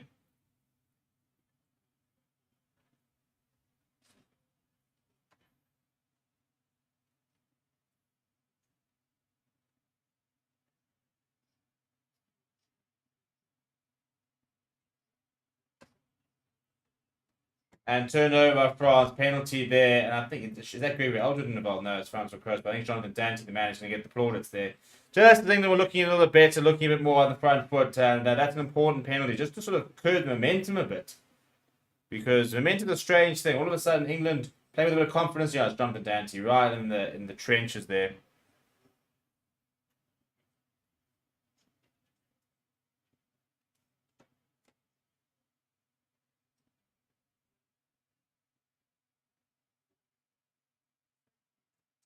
Now, a good kick. Yeah, it's a good kick as well to follow up that. So, France now to 28.5 meter gain from that kick. Dirk's going England by 6. That's a huge call. To be trailing by 17 and then say England by 6. That's a pretty big call. I mean, I like the confidence. You know, I think that's you know, at the end of the day, don't die wondering. That's what I say. So fair enough. Fair enough. Go over the top to Gael Fiku. Inside. Oh, if he played the inside ball, it could have been on. I'll tell you, Damien Pinot is very upset with life. I think he thought he was through. Jonathan Dante now from a standing start.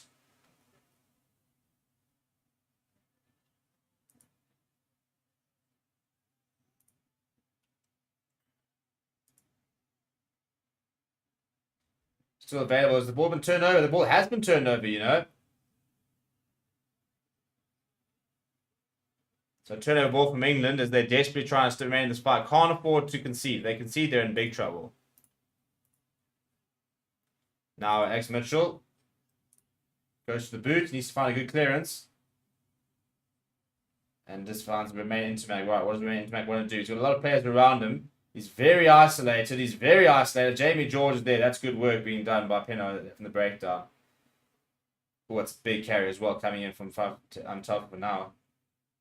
Anton Dupont. That's a really good line being run by Ferment. The door closed pretty quickly, but he thought he was through. Now Gary Eldred. This is more the France we saw with ball in hand in the first half. Anton Dupont. Quick ball once again to Cyril Baye. Runs into Owen Farrell. Alex Dorman completing the tackle. Dupont popping out to Junior Marchand. Now a bit of a loose ball there for Thomas Ramos. Goes to Demotea. Dupont now to Ramos. Tough for now. Spins away from one. Bench brought down by Carl Sinclair. Dupont to Intermat. Not too much on, but he goes pretty flat. Solid carry from Charles Olivan. Scored a try in the first half. Anton Dupont pops it up to main Intermat. Just kicks it in behind. Freddie Stewart, a bit of pressure. Decides not to kick it. And is brought down by Dante.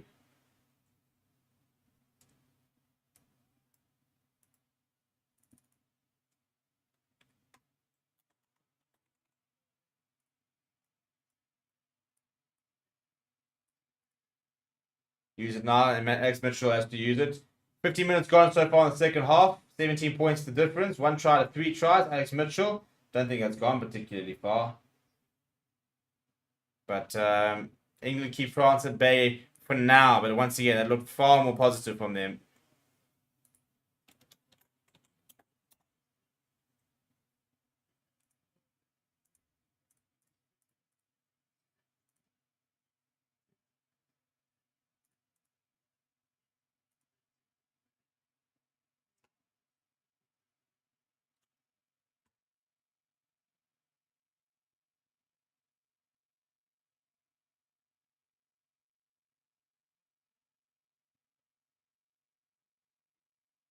Pretty good looking maul. There's a bit of a weird looking maul. And Gino Marchand does break away. He's got a very interesting turn of pace when he wants to.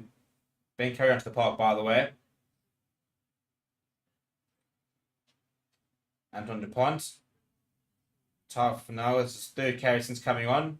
Made hard the tackle by Lewis Laidlam and Mario Toje. Now took it over the top from Dupont. Intermac straight through. Where's the bounce going to be? It bounces up and Intermac goes straight to Timo Clement. Oh my goodness! And the step inside. I tell you what. This man is having the season of his life. He is absolutely next level. Next level.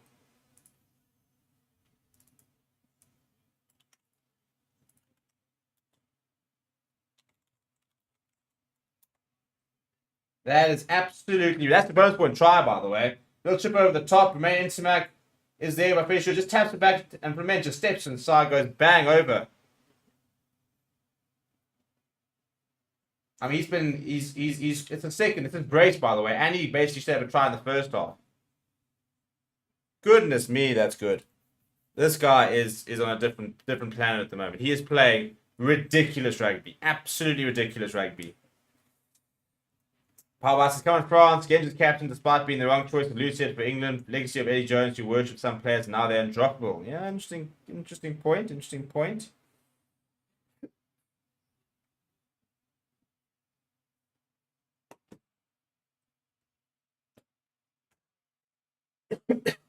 Right, Timo Clement with his brace of tries. Thomas Ramos now will look to make it a 24-point game with 23 minutes to go.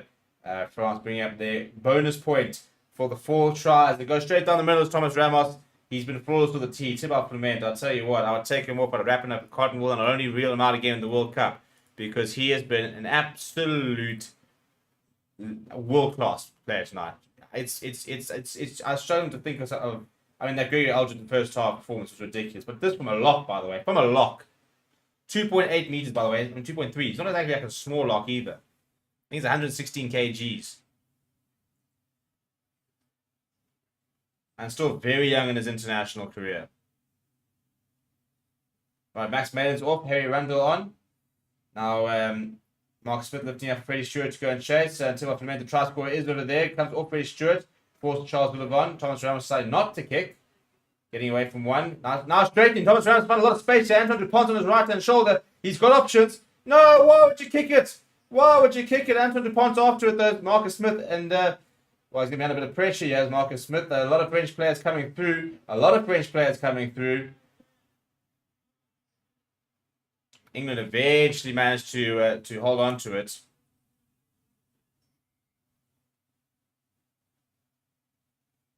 And they're going to actually have to go and have a look at this.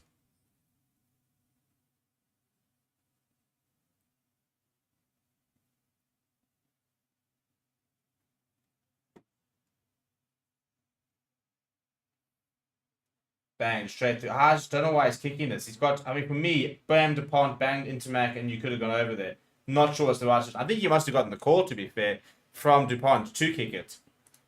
Because I just think with so many players around you, why are you kicking that ball away? Just keep it in hand. There's players around you. Let's see what can happen. And now you're going to have to look at some massive scrap on the bottom and try and find a decision here. Genji saying, how could people really think he had a chance to come back? Like, we're watching the same game. Yeah, you make a very good point. Because people did 10% of the people did say, which is only 2 people in a 20 vote thing, but still 2 people reckon they could have come back. So those 2 people, well, you know, I don't want to call people silly, but it's a silly decision to back that because this French team is now just looking on a different planet.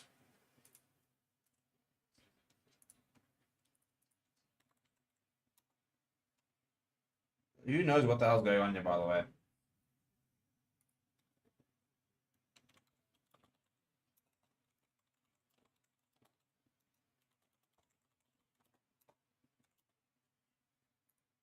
Right, so the ball's over there. What are we looking at here, lads?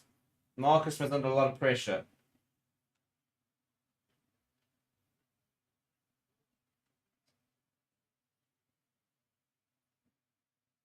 So he gets picked up by Anton Dupont, and then he's on the floor. What are we supposed to be able to see there, chaps? We can't see anything there.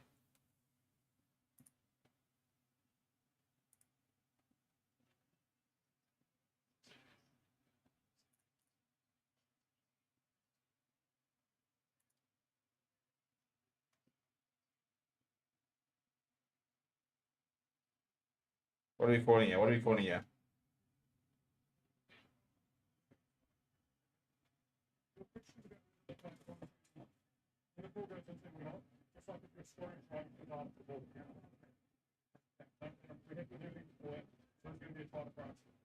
Try to France.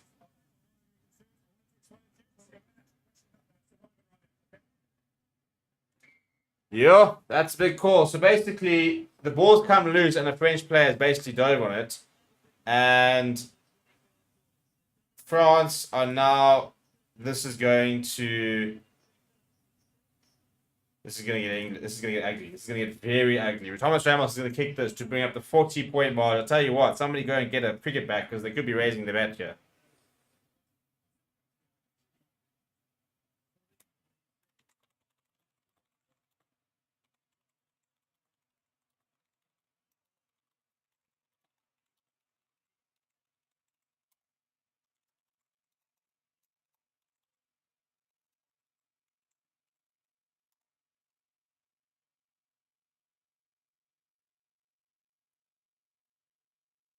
H 39 points to 10.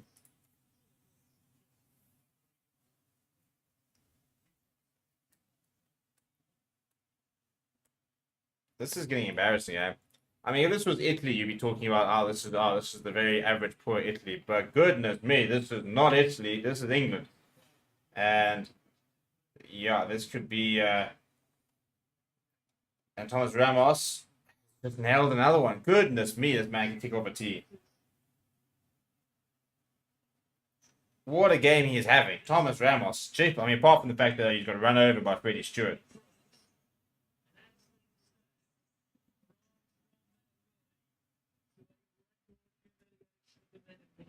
Oh, jeepers, well, that's a terrible kick from France. They just allowed that to roll. But they're taking it quickly ahead, France, though. And Romain Intermac has found a very good clearance. They're taking it quickly as Harry Randall. He goes inside to Freddie Stewart, who looks like he's basically been painted by the groundsman. He's sort of picked up so much of the various paint and dirt and stuff like that. So I don't think he'll be able to use that shirt again. Kyle Stinkler now. And it looks like France have emptied the bench. Why not? You got a 31-point advantage. 31-point advantage, by the way. Long pass out to Anthony Watson, who's been starved of possession out there.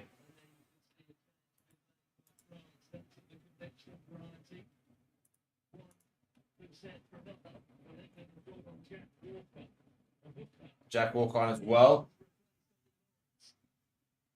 Owen Farrell to Freddie Stewart.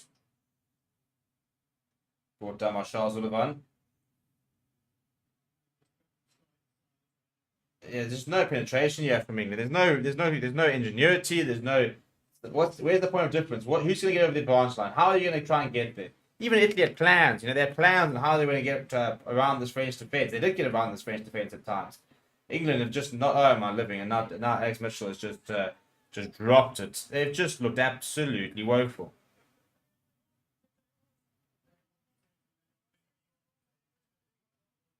I want to go find out how many points Thomas Ramos has scored so far. Besides a lot.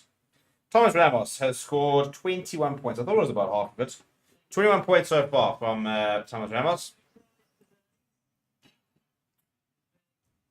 One try and 2 penalty goals, 5 conversions. It's been flawless off the tee. What a game from him. Apart from the fact that Freddie Stewart just steamrolled it. But apart from that, very good game. Very impressive game.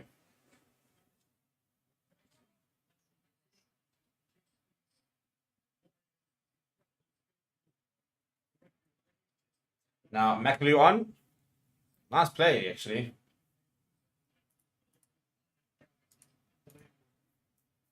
Right, 18 minutes left. What can this England side conjure up? Anything. Can they conjure up anything? This is not just damage control, isn't it?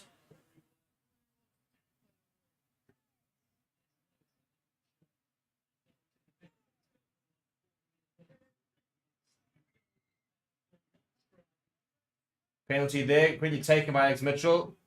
Farrell to Smith, and Smith just dropped it. He's literally just dropped it forward. That is dreadful. That kind of sums it up, I think.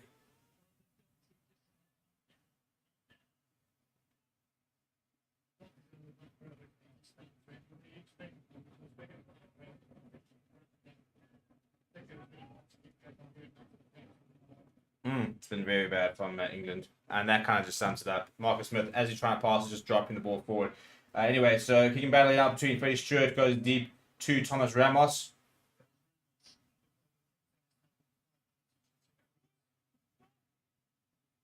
Right, now Owen Farrell. He's looking to run, actually. Gives it inside to Ollie Chesham. Owen Farrell trying to stamp his authority on this game a bit more. Mitchell going out wide to Farrell. Farrell decides to chip and chase. Is he going to stay in? It stays in. Intermac throws it to Dupont. Very good covering from the scrum. I've got so much time. Now he wants to chip and chase himself. And it always falls to him. He's got Gregory Aldred as well. Now he kicks it ahead. Now it's a foot race. Who's going to come into the screen first? Marcus Smith is going to carry that over. It will be a 5-meter scrum. Cheap as Anton Dupont. Anton Dupont. That kick was perfect. But again, just bang. Little chip over the top. Steps up for him.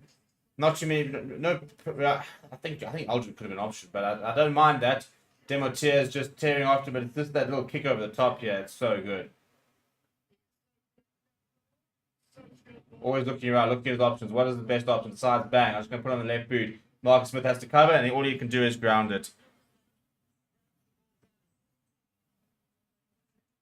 Right, so there goes the two front rows. Carl Sinclair and again the captain, or the starting captain, is replaced. Makavinapola on, as well as Dan Cole.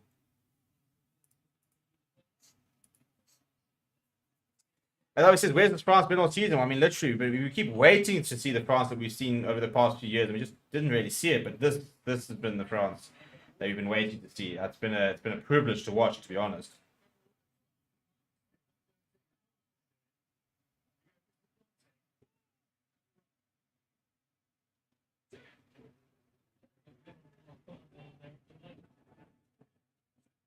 Dupont going to Fana now onto the park as well. Ball's spewed out to the side, and Damari Toje has emerged with it.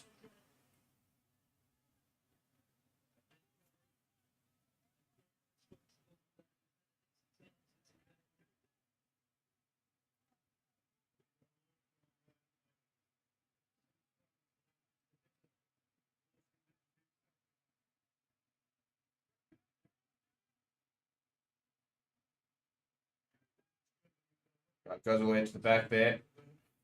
Now Alex Mitchell's been caught on the ball. I mean, uses his hands, so ball is out. England do manage to retain possession, but under pressure. Now they don't have a scrum off, so Owen Farrell's going to come in there. Interesting to see it. They'll just pop it up and run a phase. Yeah, Makavinapola, I think, will be used as a crash ball here. And a penalty coming in there for England, which is going to be a nice relief. Owen Farrell wants to take this quickly. Yeah, it's a decent kick from Owen Farrell. Looking to try and get the game moving.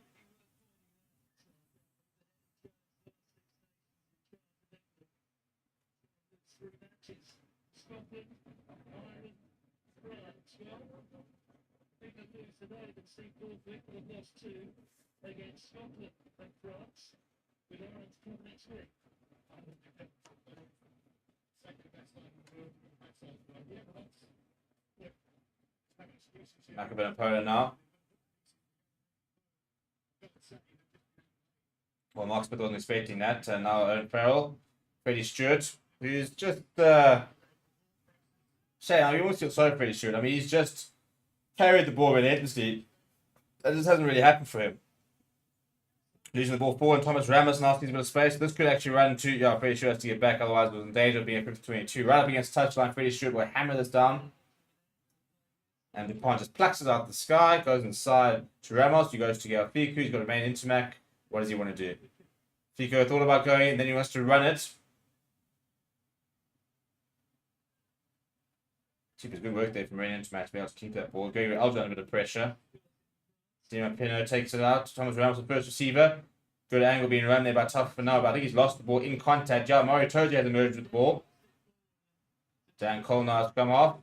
Makalou coming out quickly. Bit of an overlap. Harry Arundel's got Freddie Stewart outside, and he's brought in down by Francois Kroos. Marcus Smith, a lot of phases coming in here. Surely there must have been an obstruction in there. There were just English players everywhere. Alex Mitchell now to Marcus Smith. Not too much on for Marcus Smith. Goes to Anthony Watson. Anthony Watson puts the kick in behind. And Penna's going to quite easily be able to rain. Oh, I'm not sure that's the right decision. Yeah, he's turned the wrong way and run into Lewis Laidlam. The ball's come loose to Main Intermac. He's gone to Mofana. Now they're just having fun here, the French. And I think it's, yeah, they've created... I mean, Curry, look at Curry celebrating that, mate. I mean, I'm all for the pressure and stuff that you put on, but 31 points down. I'm not sure I'd be celebrating a knock-on like that. Again, it's horrible performance from England, but this French side is top class, 100%. John Smith saying French warning to Rugby World, beware all corners at World 23 World Cup. If you're right, you're hoping to take this cup for France. Yeah, no, listen, but I think that we know that France can play like this, which is why we're all very surprised when they haven't been playing like this. So it's kind of the performance we've been waiting for, and now we've finally seen it.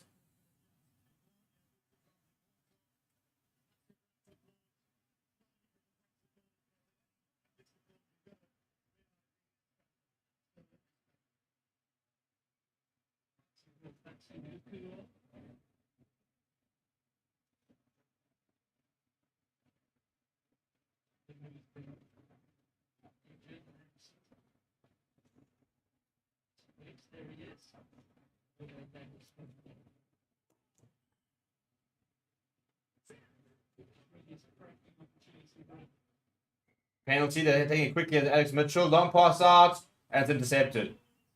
I mean, that just sums it up, doesn't it? Now it's been charged down, and it falls back to Gael Fiku, and I think he's kicked a straight out penalty for offside back for England. But that sums it up, doesn't it? Penalty, quick take, first pass you make, and it's intercepted. Goodness me, England just can't do anything right at the moment.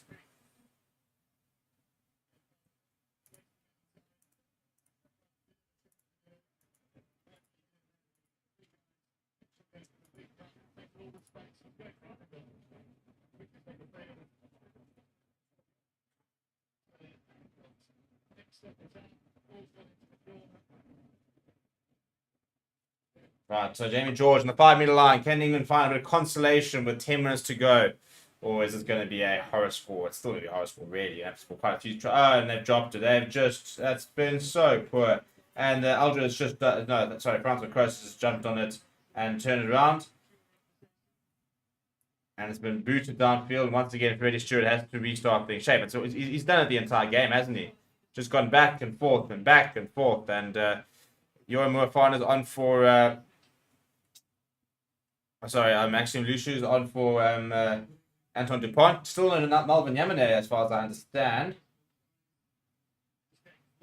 Now it's Dawn Brandt working hard. I suppose as an England player, this now comes down to proving a point. You know, you've now been part of a really poor performance. You've got to try. You just got to play into the whistle. You've just got to try and put your head down. You've got to keep grafting. You've got to try and show that you actually care about the badge and you still want to play. Because this has been an absolutely dreadful performance from England. And you don't want to be a bad player in a dreadful performance. And Freddie Stewart's left that behind, knock on. And now it's fallen to Demotier, gets the ball away to Luchu. Ball comes back to Clement. Intermac picks it up. He's trying to hold Cheapers, and he just goes the ball out there. Fiku's now juggling it. Not too much on. Says, no, there's not much on. He's going to hack it ahead. Daniel Pinner is circling. And it's stayed in, by the way. And he's going to go all the way. Oh, my living. Is he going to go all the way? Has he got the pace? Pinno's so fast. Oh my, how has that happened? How has that happened? And I reckon the English players will be begging the ref to just blow his whistle.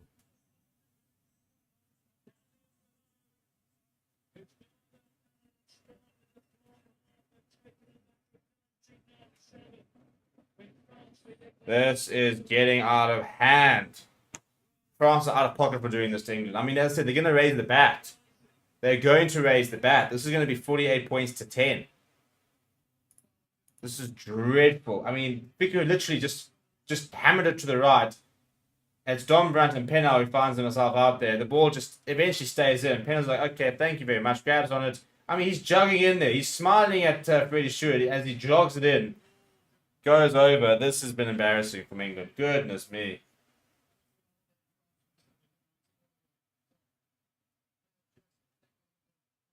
No, this has been dreadful. It's been disgusting. This has actually not even been fun to watch. It's just been a horror story.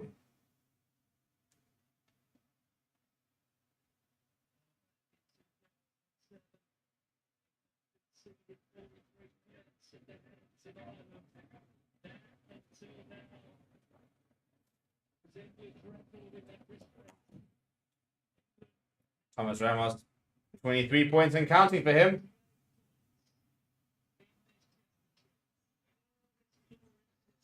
Well, now I suppose it's down to Scotland to give them a half a chance. But I mean, you think that France played like this, it would have been a hell of a clash against Ireland.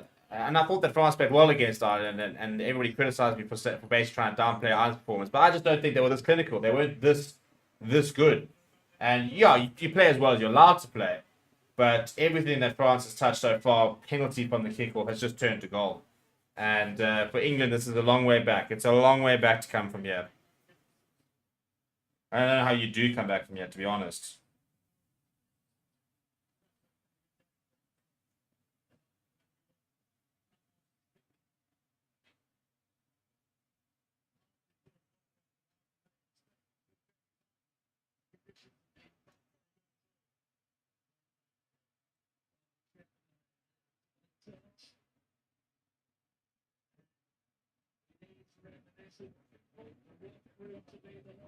And they thought they kept it in, but they haven't. So it will be allowed just outside of 22.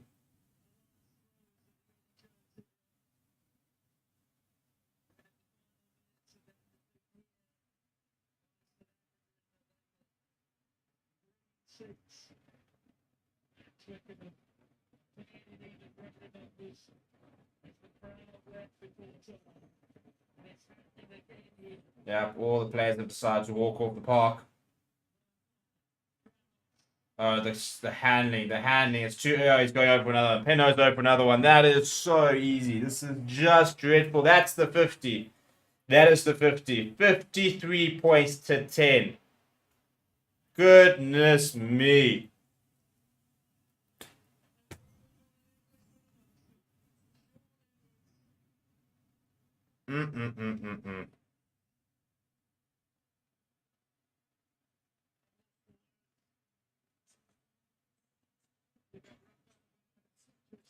This is just, I mean, look at the hands here. Bang, wrapping around Ramos, bang to handling. Just sucking them in. Out to Pinot. Yeah, he's doing it across there.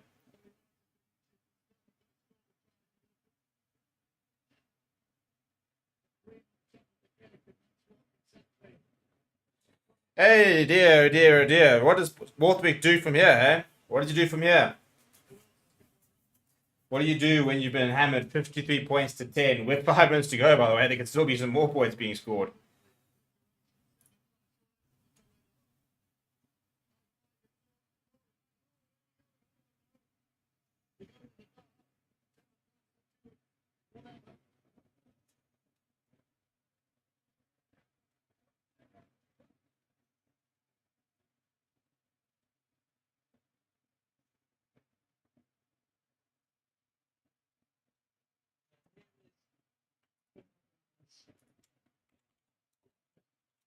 He hasn't missed one, is the Ramos. Ah, he's missed it. Ah, you know, really, drop him. Drop him. He's not good enough. Drop him. Just missed his first kick of the match.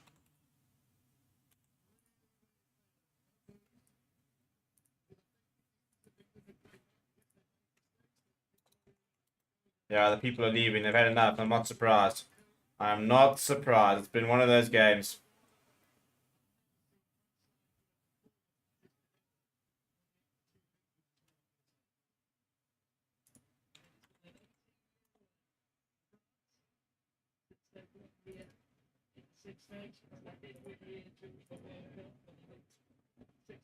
Right, there it is. There's Jaminay. Eventually gets himself on.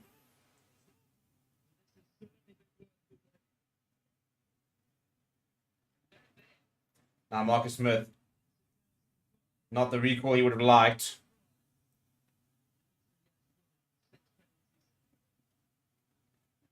Oh, he's straight through his Marcus Smith. Or is he going to be able to find something?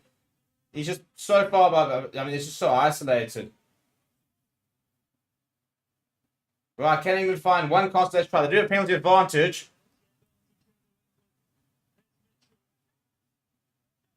What can they do with it? What can they do with it?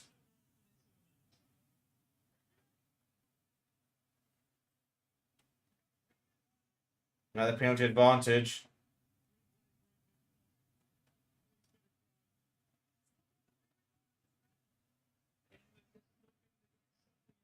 Penalty advantage. Owen Farrell goes to Anthony Watson.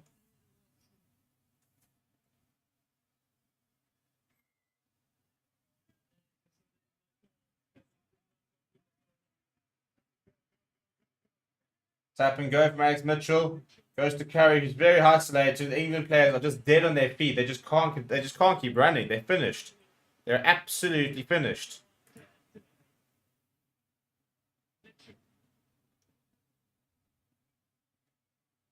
Mitchell going over to snipe. One of the few maybe positives this game. I think is he's making a bit of a difference coming on, but apart from that, very few to try and find. And they still can't get over. They're just short. It's been held up. They'll go back for a penalty.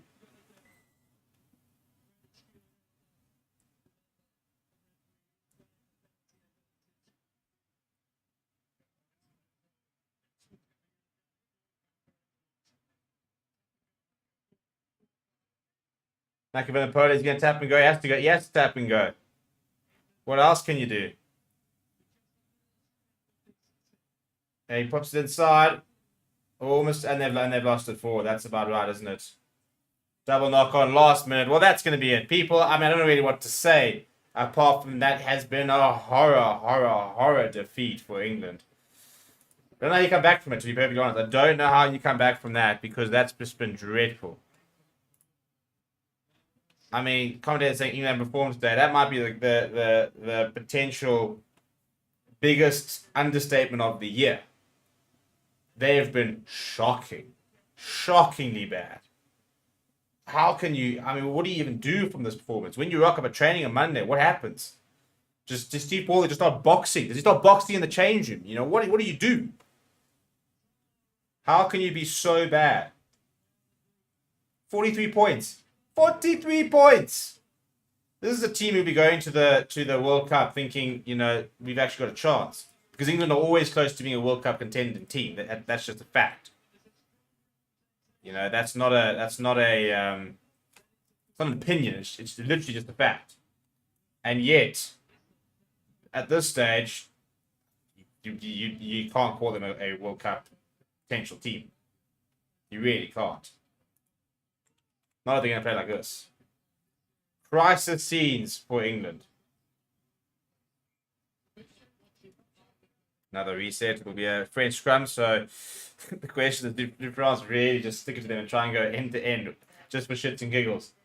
Do it for the shits and giggles. Do it for the shithousery of just going and trying to score a try despite being 43 points up.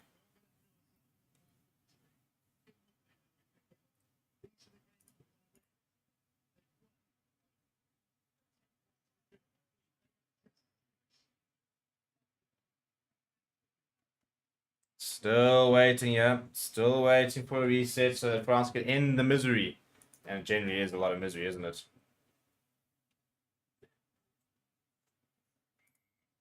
There goes the penalty. Tap and go, kick it out. Or just try and run it. That has been dreadful. Goodness me. Right, well, England players will hang their head in shame because they know they've just been absolutely decimated. People, thank you very much for joining me for the 2 watch-alongs. I hope you enjoyed the new studio. We will hopefully potentially be live tomorrow for Scotland versus France. At this stage, we're just trying to find a presenter. Otherwise, we'll see you guys in the week for a bunch of live shows. Should be a lot of fun. Smash like on the video. Please do subscribe to the channel as well. We need 7 more people to subscribe, and we would have gotten to 23,600. So it doesn't look like we might get there now, but there must be 7 of you guys. that can potentially subscribe. And hopefully by next time we go live, we will be past that 23,600 mark. A very packed week next weekend. We will have Curry Cup as well as the last Six Nations days. We also Formula One next weekend. So lots and lots of sport coming your way in the next week. We'll see you then. As I said, those 7 people who aren't subscribed, please go and subscribe. Be a nice person. And I'll see you guys all soon.